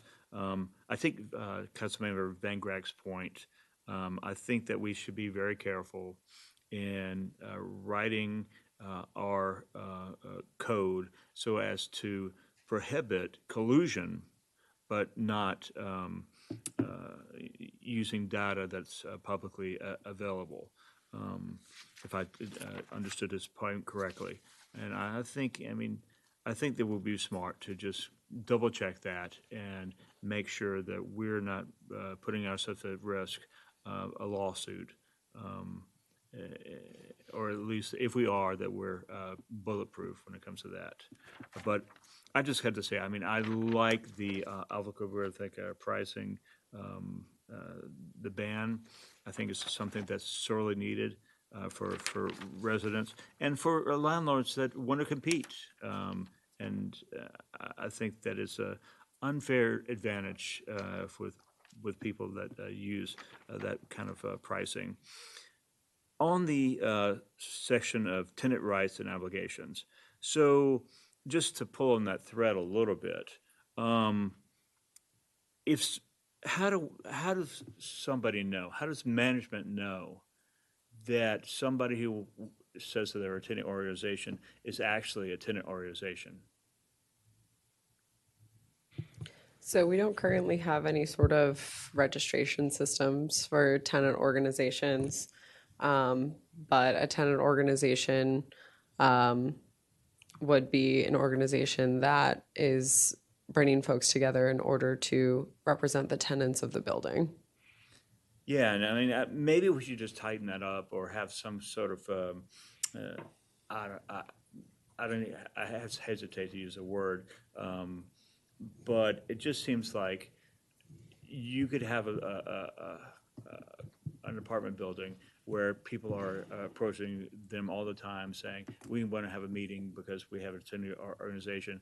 When people get the word out that they're required to open up the rooms, some people might try to take advantage of that. I don't think very often, but it could happen. So I think some sort of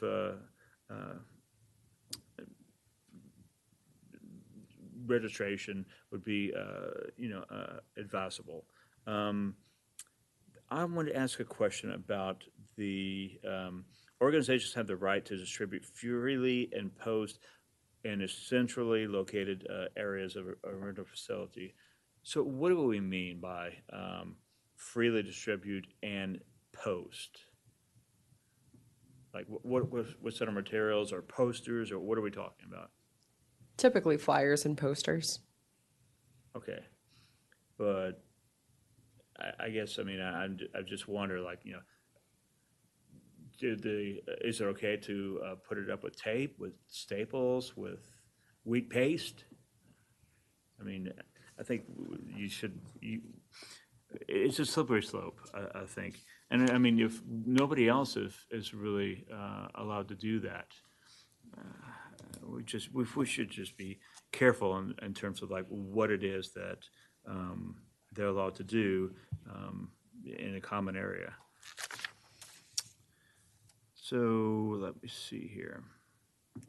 I agree with with my colleague, Councilmember Fulton, on the 45 days, and I think, especially on the water, that people need to have at least 120 days. Common ownership penalties, and somebody mentioned it. I can't remember which one of my colleagues mentioned it, but I know that common ownership properties, the landlords are not the best at giving copies of the bylaws to renters. And so we have here common ownership community penalties that says that if a renter is in violation of a bylaw, that they're responsible for paying the violation fee. And I just wonder about that because we've already discussed many times they're not aware of what the bylaws are. So how do we guard against them having violations that they don't know anything about? So we've included elsewhere in the code that if a tenant is in a common ownership community, that the landlord is required to provide them with those bylaws.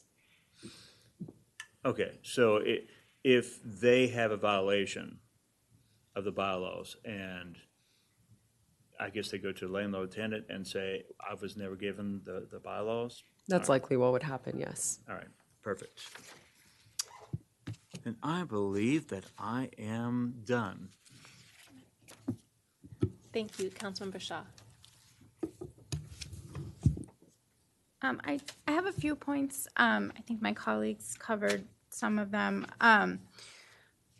It's an interesting experience, I think, listening to a lot of these questions and points, being a tenant, because some of these things are just kind of like just regular day-to-day things. So I wanted to go back to the 2-year lease. And so to be clear, the two-year lease was proposed to provide tenant stability, right? To provide housing stability? Correct. Okay. And in the county, as far as I'm aware, when this originally came up, there wasn't actually an increase between the 2 years. So that was something that we needed to seek additional clarification on. And then the clarification that we received is that as written, if there was that 2-year lease term, that the landlord, as long as it's in the lease, would be allowed to provide the 90-day notice to issue a rent increase within a 2-year lease term. So a tenant would sign 2 years and then be under contract to then pay whatever the landlord is providing in that 90-day?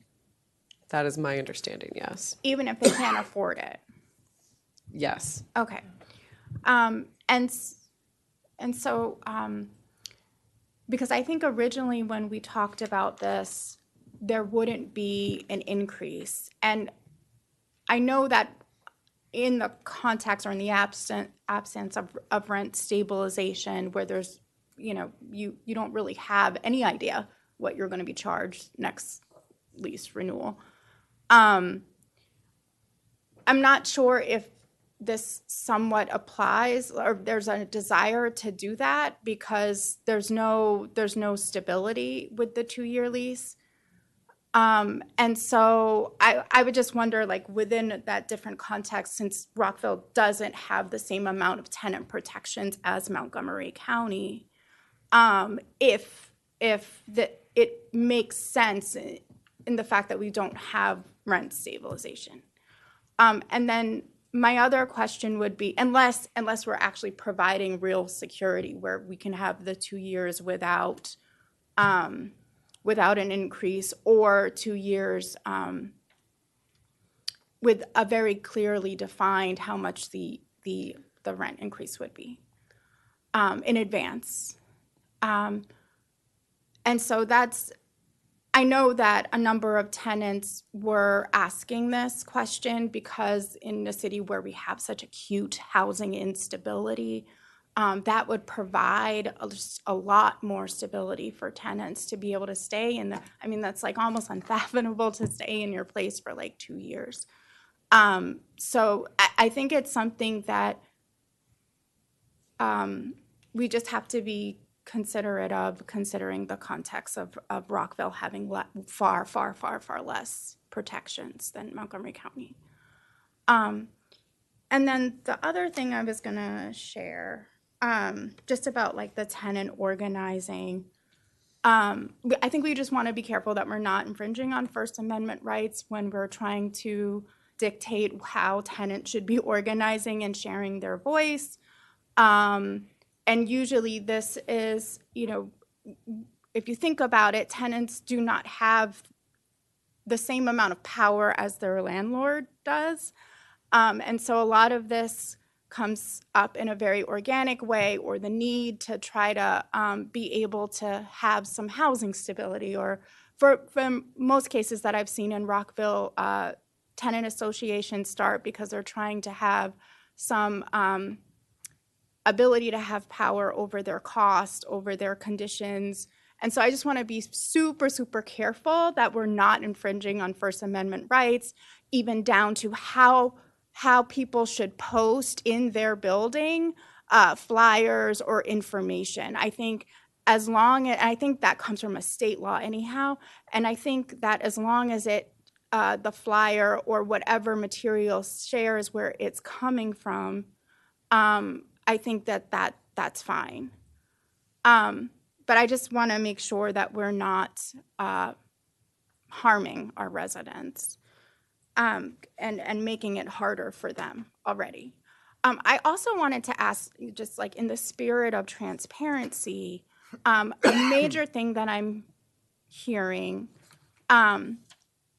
is that tenants would not have moved to Rockville if there wasn't if they had known there wasn't rent stabilization.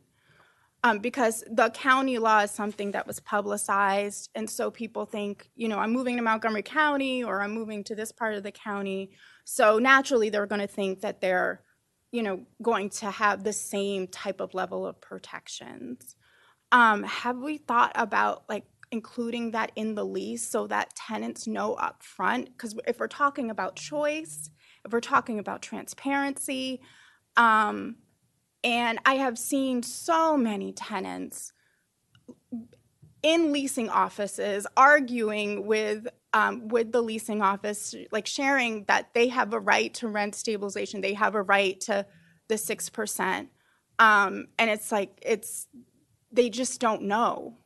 And so it could be something where we can include. I know it's in some of our materials, and it's somewhat hidden, but to actually share that with the tenant when they're signing their lease, just so they know, so they can have that choice that we're talking about.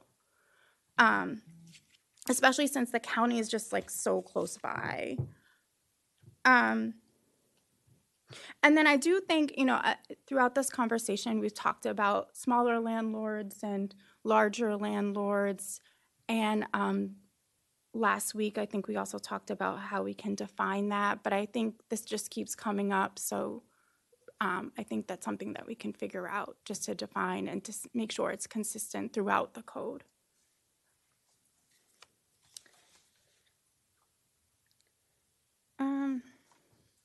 I was just gonna note with the repair and deduct, I'm just agreeing with you that usually that is an incentive to landlords to not want to have repair and deduct, so that's an incentive to fix something. So I think that in itself, just to consider that it's already an incentive. So just considering that, how we shape that. That was it. Thank you. Thank you very much. I wanted to just also go on the record saying I appreciate the work on the algorithmic pricing. I was hoping that we could pass that tonight, but it sounds like there's some edits that are going to be coming back to us. I don't know if we could pull that out separately, but it sounds like that also may be something that you're looking to edit slightly. I do appreciate that the team will look at, and I did ask this question, there hasn't been a search on what are the lessons learned from the cities or counties that have been sued and the settlements they've made. I think that would be useful information. We have been researching that, yes. Okay, I did receive something that said we don't have it just yet. So appreciate, maybe that could be shared with us so that we are aware, or, as you put that, as you incorporate that. But I do want to see that go through in Rockville. I was hopeful we'll be the first jurisdiction to do that. So we'll see when this comes back to us. I did want to just clarify in the 2-year lease, what I heard from my colleagues is the stabilization and the transparency would happen at the beginning of the 2-year lease. I don't think it's fair to have someone change their lease, agree to conditions of a term after they've already signed the contract. So I just want to clarify that. It was upfront. The landlord could say, here's what your lease is in year 1 and year 2, and that's an option that the tenant has to sign that 2-year lease. Versus after 90 days, after a year, it's just a random. So my understanding of how we've currently written it is that with the 2-year lease term, an increase could happen at any time in that lease term as long as there's that 90-day notice of increase. And we'll have to talk internally about to consider language if it's the will of the mayor and council to put more guardrails on what that increase within the 2-year lease term could be. So it would be helpful to have clarification if that's something that the mayor and council would like to see. Yeah, from what I heard from last session and this session, from the majority a couple of voices was that there would be upfront knowledge before they signed the 2-year lease of what they would be paying in year 1 and year 2, and not a change after a contract is signed. That was the intention of the policy, and I think based on the discussion tonight, there's certainly more that we can do to make that clear in the code itself. Yeah, so it's just the random ability to do a 90-day, give a 90-day notice, and then, I've already signed the contract and you're telling me it's just, the person signs a contract up front. I'm told, year 1, this is what my rent will be, year 2, this is my rent will be.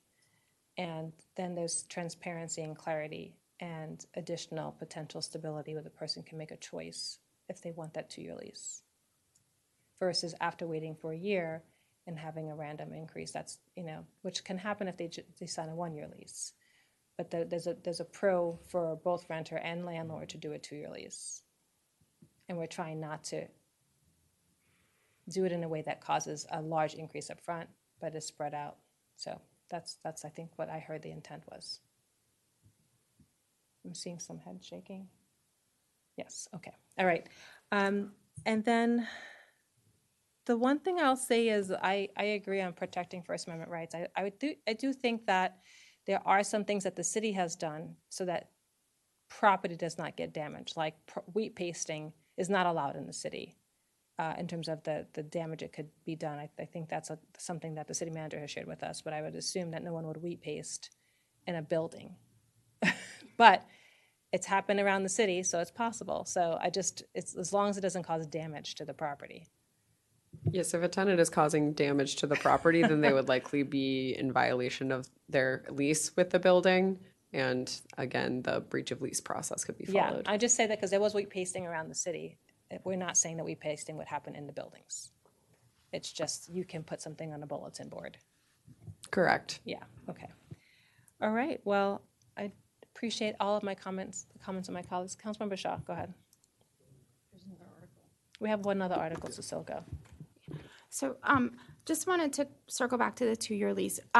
When a tenant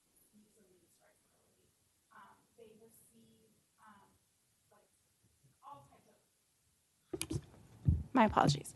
When a tenant receives a lease, they typically receive various types of terms that they can sign the lease. And so what we're saying is when we're requiring a 2-year lease, that the 2-year will be in, and usually like to prevent the back and forth, the landlord will provide 2-year, 1-year, 14-month, and usually the just some background knowledge. Usually the amount or the term that the landlord wants that tenant to stay. So it's typically like 13-month or 14-month, like usually trying to get them closer to the summertime where they can charge a little bit more, or all types of reasons. That percentage is usually cheaper than the other ones.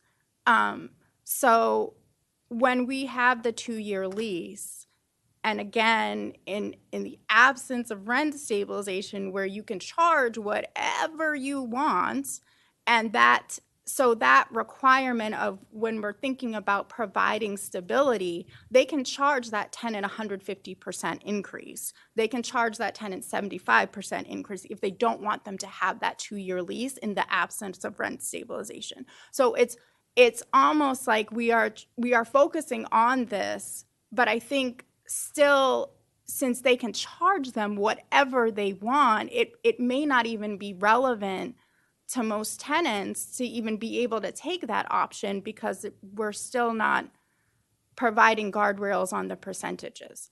And that's every lease that I see. Like, for example, month to month leases are typically very, very high. And typically, the landlord does not want the tenant to take that one. So my last lease, for example, it was 150% for month to month, right? So like clearly my landlord does not want me to take that.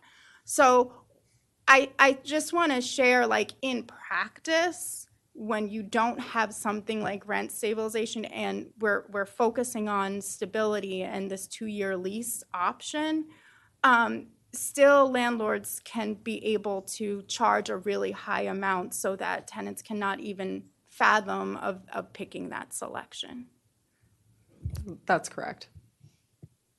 Thank you very much. I know we've had a very long couple work sessions on that topic and appreciate the feedback of with the full context of all of the information and considerations that the body has had. And I appreciate you looking at adjustments to the 2-year lease so that people are not paying more upfront or getting the random increase in between the 2-year lease. But where this 2-year lease might move us to having something that might be helpful. Okay, so we have another article. And Councilmember Shaw, it's your chance to go first, if you would like.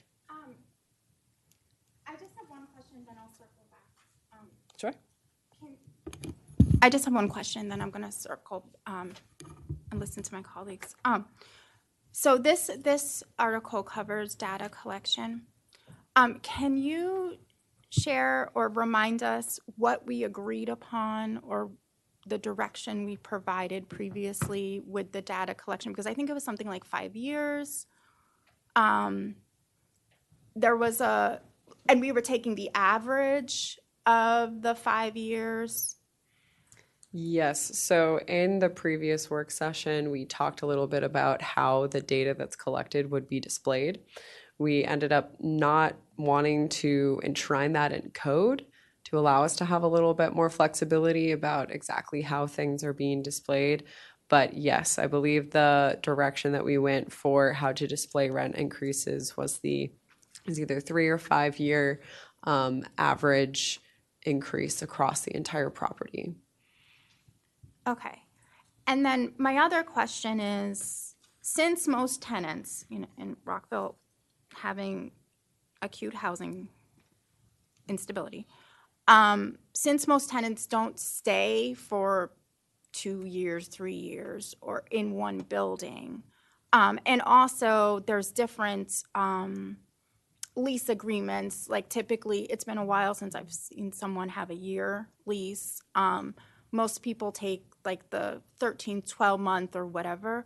And I think this was based on like the annual increase. Can you share how you would collect the data if there's going to be so many different types of, it's hard to compare the terms of the lease because there's so many different types of lengths of term for leases? Yes, we would be specifically looking at the average year-over-year monthly rent increase for all units in the past 5 years. I know that's a little bit confusing, but we would be looking at specifically, we wouldn't be looking at 14-month or 16-month leases. We'd be looking at annual leases or be looking at the landlord submits a data point to us in March, and then the rental license is up again in March. We'd be receiving at both of those points the amount that the landlord is charging for the unit.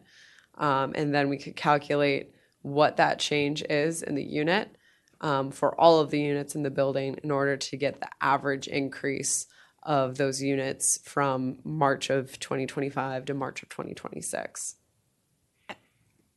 There's such stark differences. I would just be concerned about the accuracy using that process.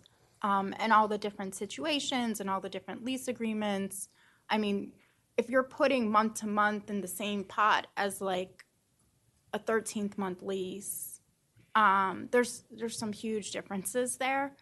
And so I think we may have to think through that a little bit. Or maybe there could be like different. Go ahead, sorry.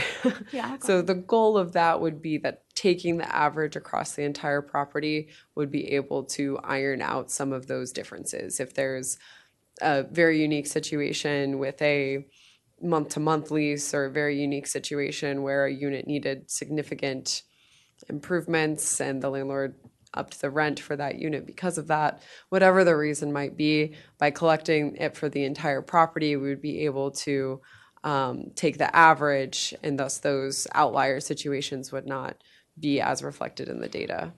I mean, I understand, but I still think within, especially a lot of the multifamily buildings where there's a lot of units, there are stark differences. And there's a lot of folks that are doing month to month. There's just there's just so many variables to say, and to give someone an average and say, this is the average month. I mean, this is the average rent, and there's just so many different variables that go into that. I just think that maybe there could be some other ways we can organize that. Thank you. Councilman Van Grack. Thanks.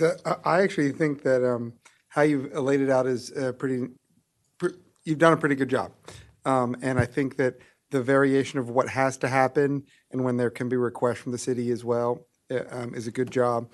One other thing that I think I had in my notes with regard to kind of overall, we were talking about definitions. The only thing I want to clarify, I know that within state law, in the real property article, they do make a difference between squatters and those who don't have a valid lease and a tenant. And I just want to make sure that within our definition, there isn't any protections that we're giving to folks that have that might be there, but not necessarily have a formal lease with those protections. No, not in our code. Okay, just something to think about, because I know in the real property article, there's been some bills to address that. But that the only overall article, or the overall incident, overall Article 5, how you've laid it out, did a nice job. Thank you. Dr. Miles. Thank you, Madam Mayor. I have no comments on this portion, Section 5. Thank you. Councilmember Fulton. Okay, actually, just to have one comment.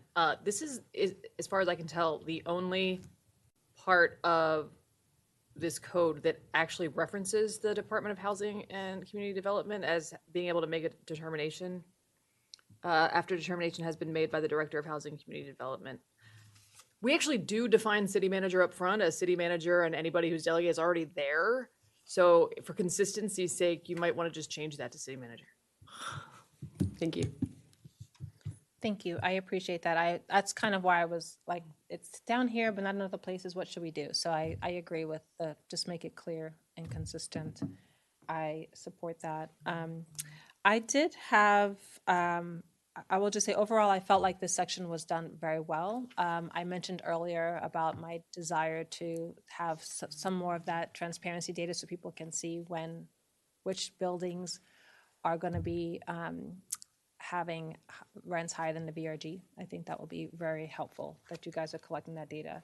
There's one section that I was wanted to flag, which is section 18195, mandatory reporting requirements. It says each landlord must maintain records for each project on the aggregate basis containing the following information, which shall be made available to the city upon request.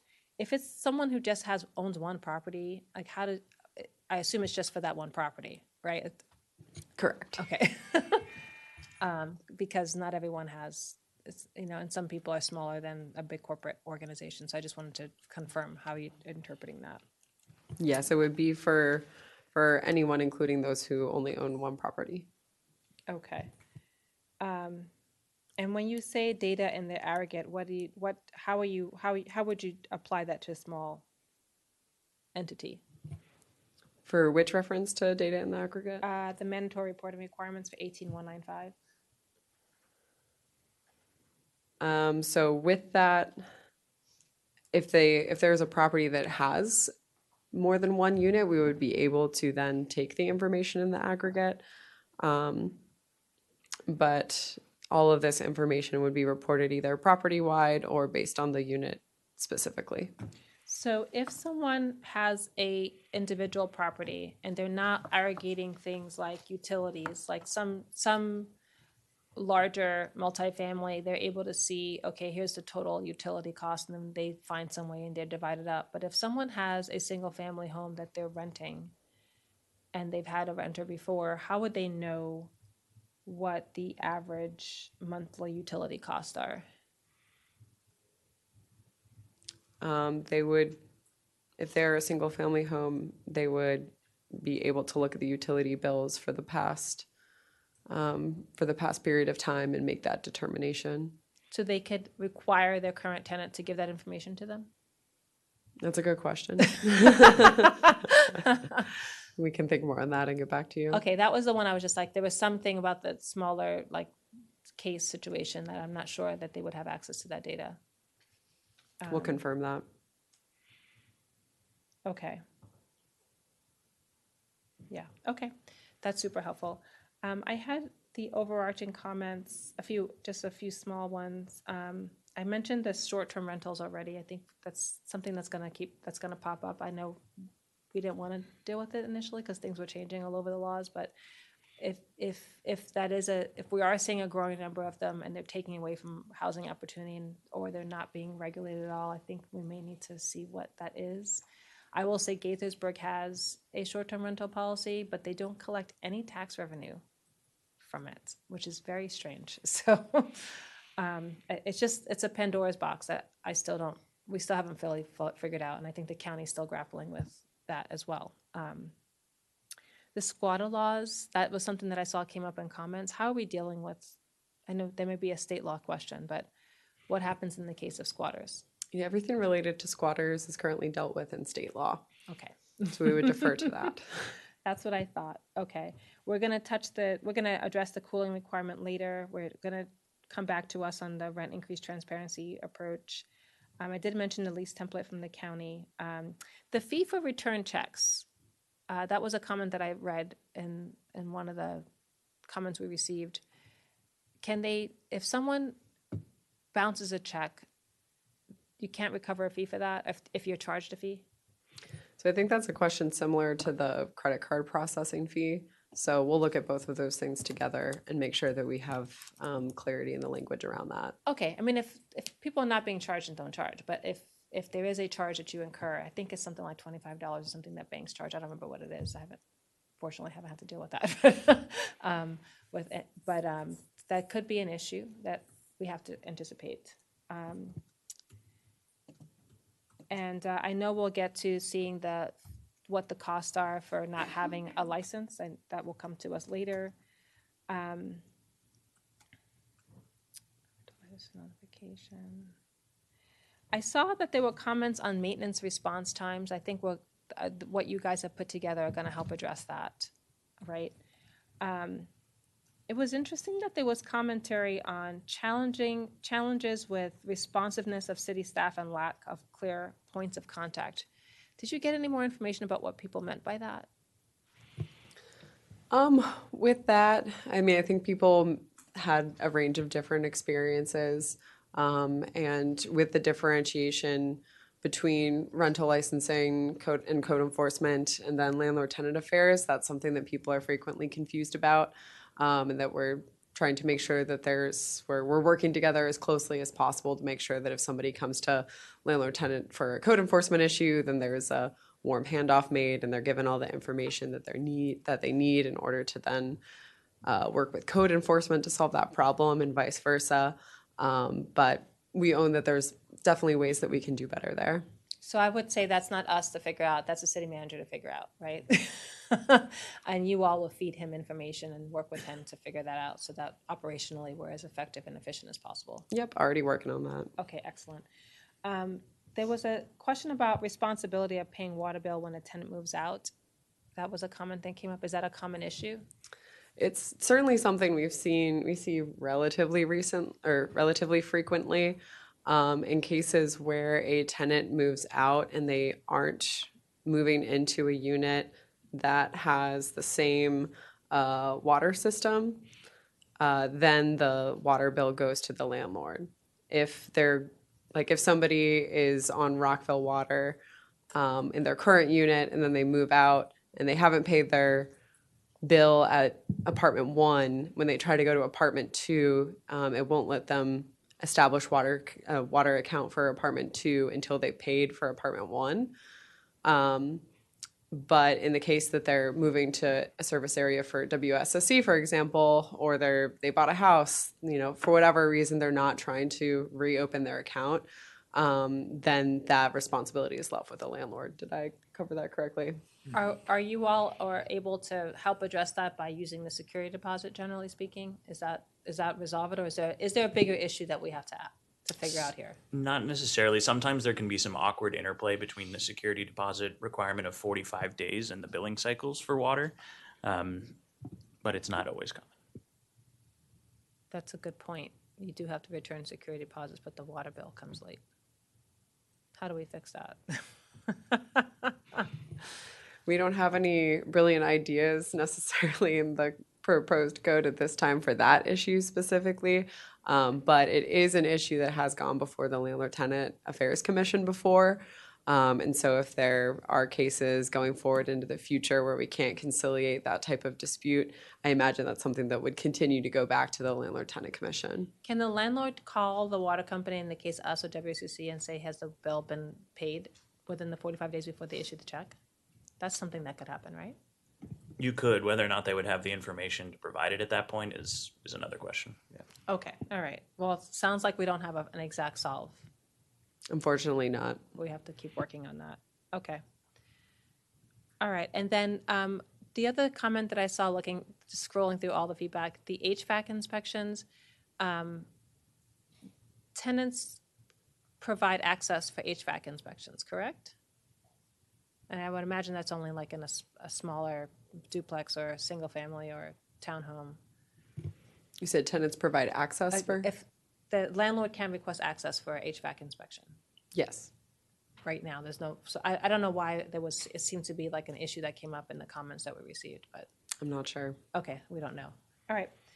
I think those are all the things that I picked up from the comments and the feedback. I appreciate all the work on this. I was hopeful to pass algorithmic devices, but it sounds like the whole code's going to come back to us, and you'll let us know, Mr. City Manager, what the timing would look like. Yeah, well, a couple things, if it's okay. If you guys have specific comments that you want us to look at, whether it's definitions, et cetera, getting that information to us sooner rather than later would be greatly appreciated, number one. Number two is we're not going to slow roll this at all. We really want to get this adopted as soon as practical. We want to do the MPDU next. I think you guys kind of foreshadowed that earlier this evening. So we'll get all the information.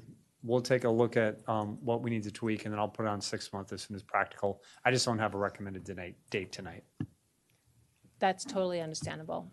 I want to thank you so much for your time and appreciate all the work that you put into this. It's been fantastic. And I know that you guys have really stretched your brains and worked together to make this possible, so thank you for that. I think we'll have a much better code after this, and we'll have more protections for residents. Thank you. Okay, so it is now 10 o'clock, and I want to discuss the fact that we do have a meeting that's coming up. On the next meeting is slated to end early by 9. We have one major item on there, which is JEDI. Just want to see with my colleagues if you would like to propose that we do ZOR then, or if you want to start cracking that open now. If you look at the next agenda, it looks like we do have some flexibility if Mr. City Manager is amenable. Dr. Miles, and we'll go down the line. I'm okay with moving it Okay. to June 1st. I'll go with the Fulton. majority on this one. Okay. I think that we should do it at the next meeting. Councilmember Jackson, you're same as whatever everyone else is saying. Thank you. Councilmember Shaw. I just don't want to move JEDI. We wouldn't. I think it ends at 9 o'clock next week, so we could accommodate that. I mean, I'm fine going forward. I don't know if we're going to need much, but if everybody else wants to move it, I don't have an objection, but I'm fine either way. Councilmember Fulton. I do just want to maybe ask the city manager or make a comment. Like, yes, it's our time on Monday nights, and my brain shuts down. But there's a whole behind the scenes thing that happens here, and things need to get moved around, and people. So it makes sense if we're only looking at Monday nights and schedules. Yeah, I would love to not go ahead, but I do want to know what the impacts are to everything else going on when we do this all the time. I mean, staff's here, right? They're prepared. They're ready to roll. they made adjustments with their family, et cetera, but we understand if we don't want to get there tonight. I guess what I would request is that if we move to June 1st, I think that's a nice beefy meeting. I think we can get through Jedi. I think we can get through the ZOR for sure. My request would be that we'd still keep adoption on June 29th for the zoning text amendment. We Agreed. just have to turn it Yeah. around. I agree with that. Councilmember Van Grack. I would just like to note, I mean, we now have Zor and the Jedi. We haven't really touched Jedi before. I think that's going to be beefy to the extent we can maybe do some of our questions ahead of time and sending them to staff so that we can make sure that we get to both those items. I don't want to postpone anymore, but to the extent that we can try to get as much stuff answered with staff before and ahead of time. I think that'd be good because I don't want to keep pushing things off. I agree. Colleagues, Councilmember Fulton. No, I do just want to emphasize that. We should be able to do that, particularly because we were ready to do it tonight. So we should hopefully, with the extra week, be able to get questions answered and be able to do it faster. I think it's a good point you made. So Mayor, I'll go ahead and adjust 6 month, and you guys will all see it on Friday, to show ZOR final work session June 1st. Everything else stays the same. June 29th will still show adoption, and I think we'll be good to go. Okay, thank Thank you. you. And we received some comments from College Garden Civic Association. Can you just share staff opinion on that? on Happy those to two do that. matters? Okay, Yep. thank you. Okay, well, I think we covered mock agenda. Any old new business? Okay.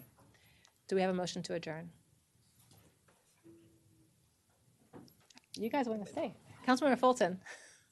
I move to adjourn. All right. Do we have a second? Councilmember Jackson seconds. All those in favor, please raise your hand and say aye.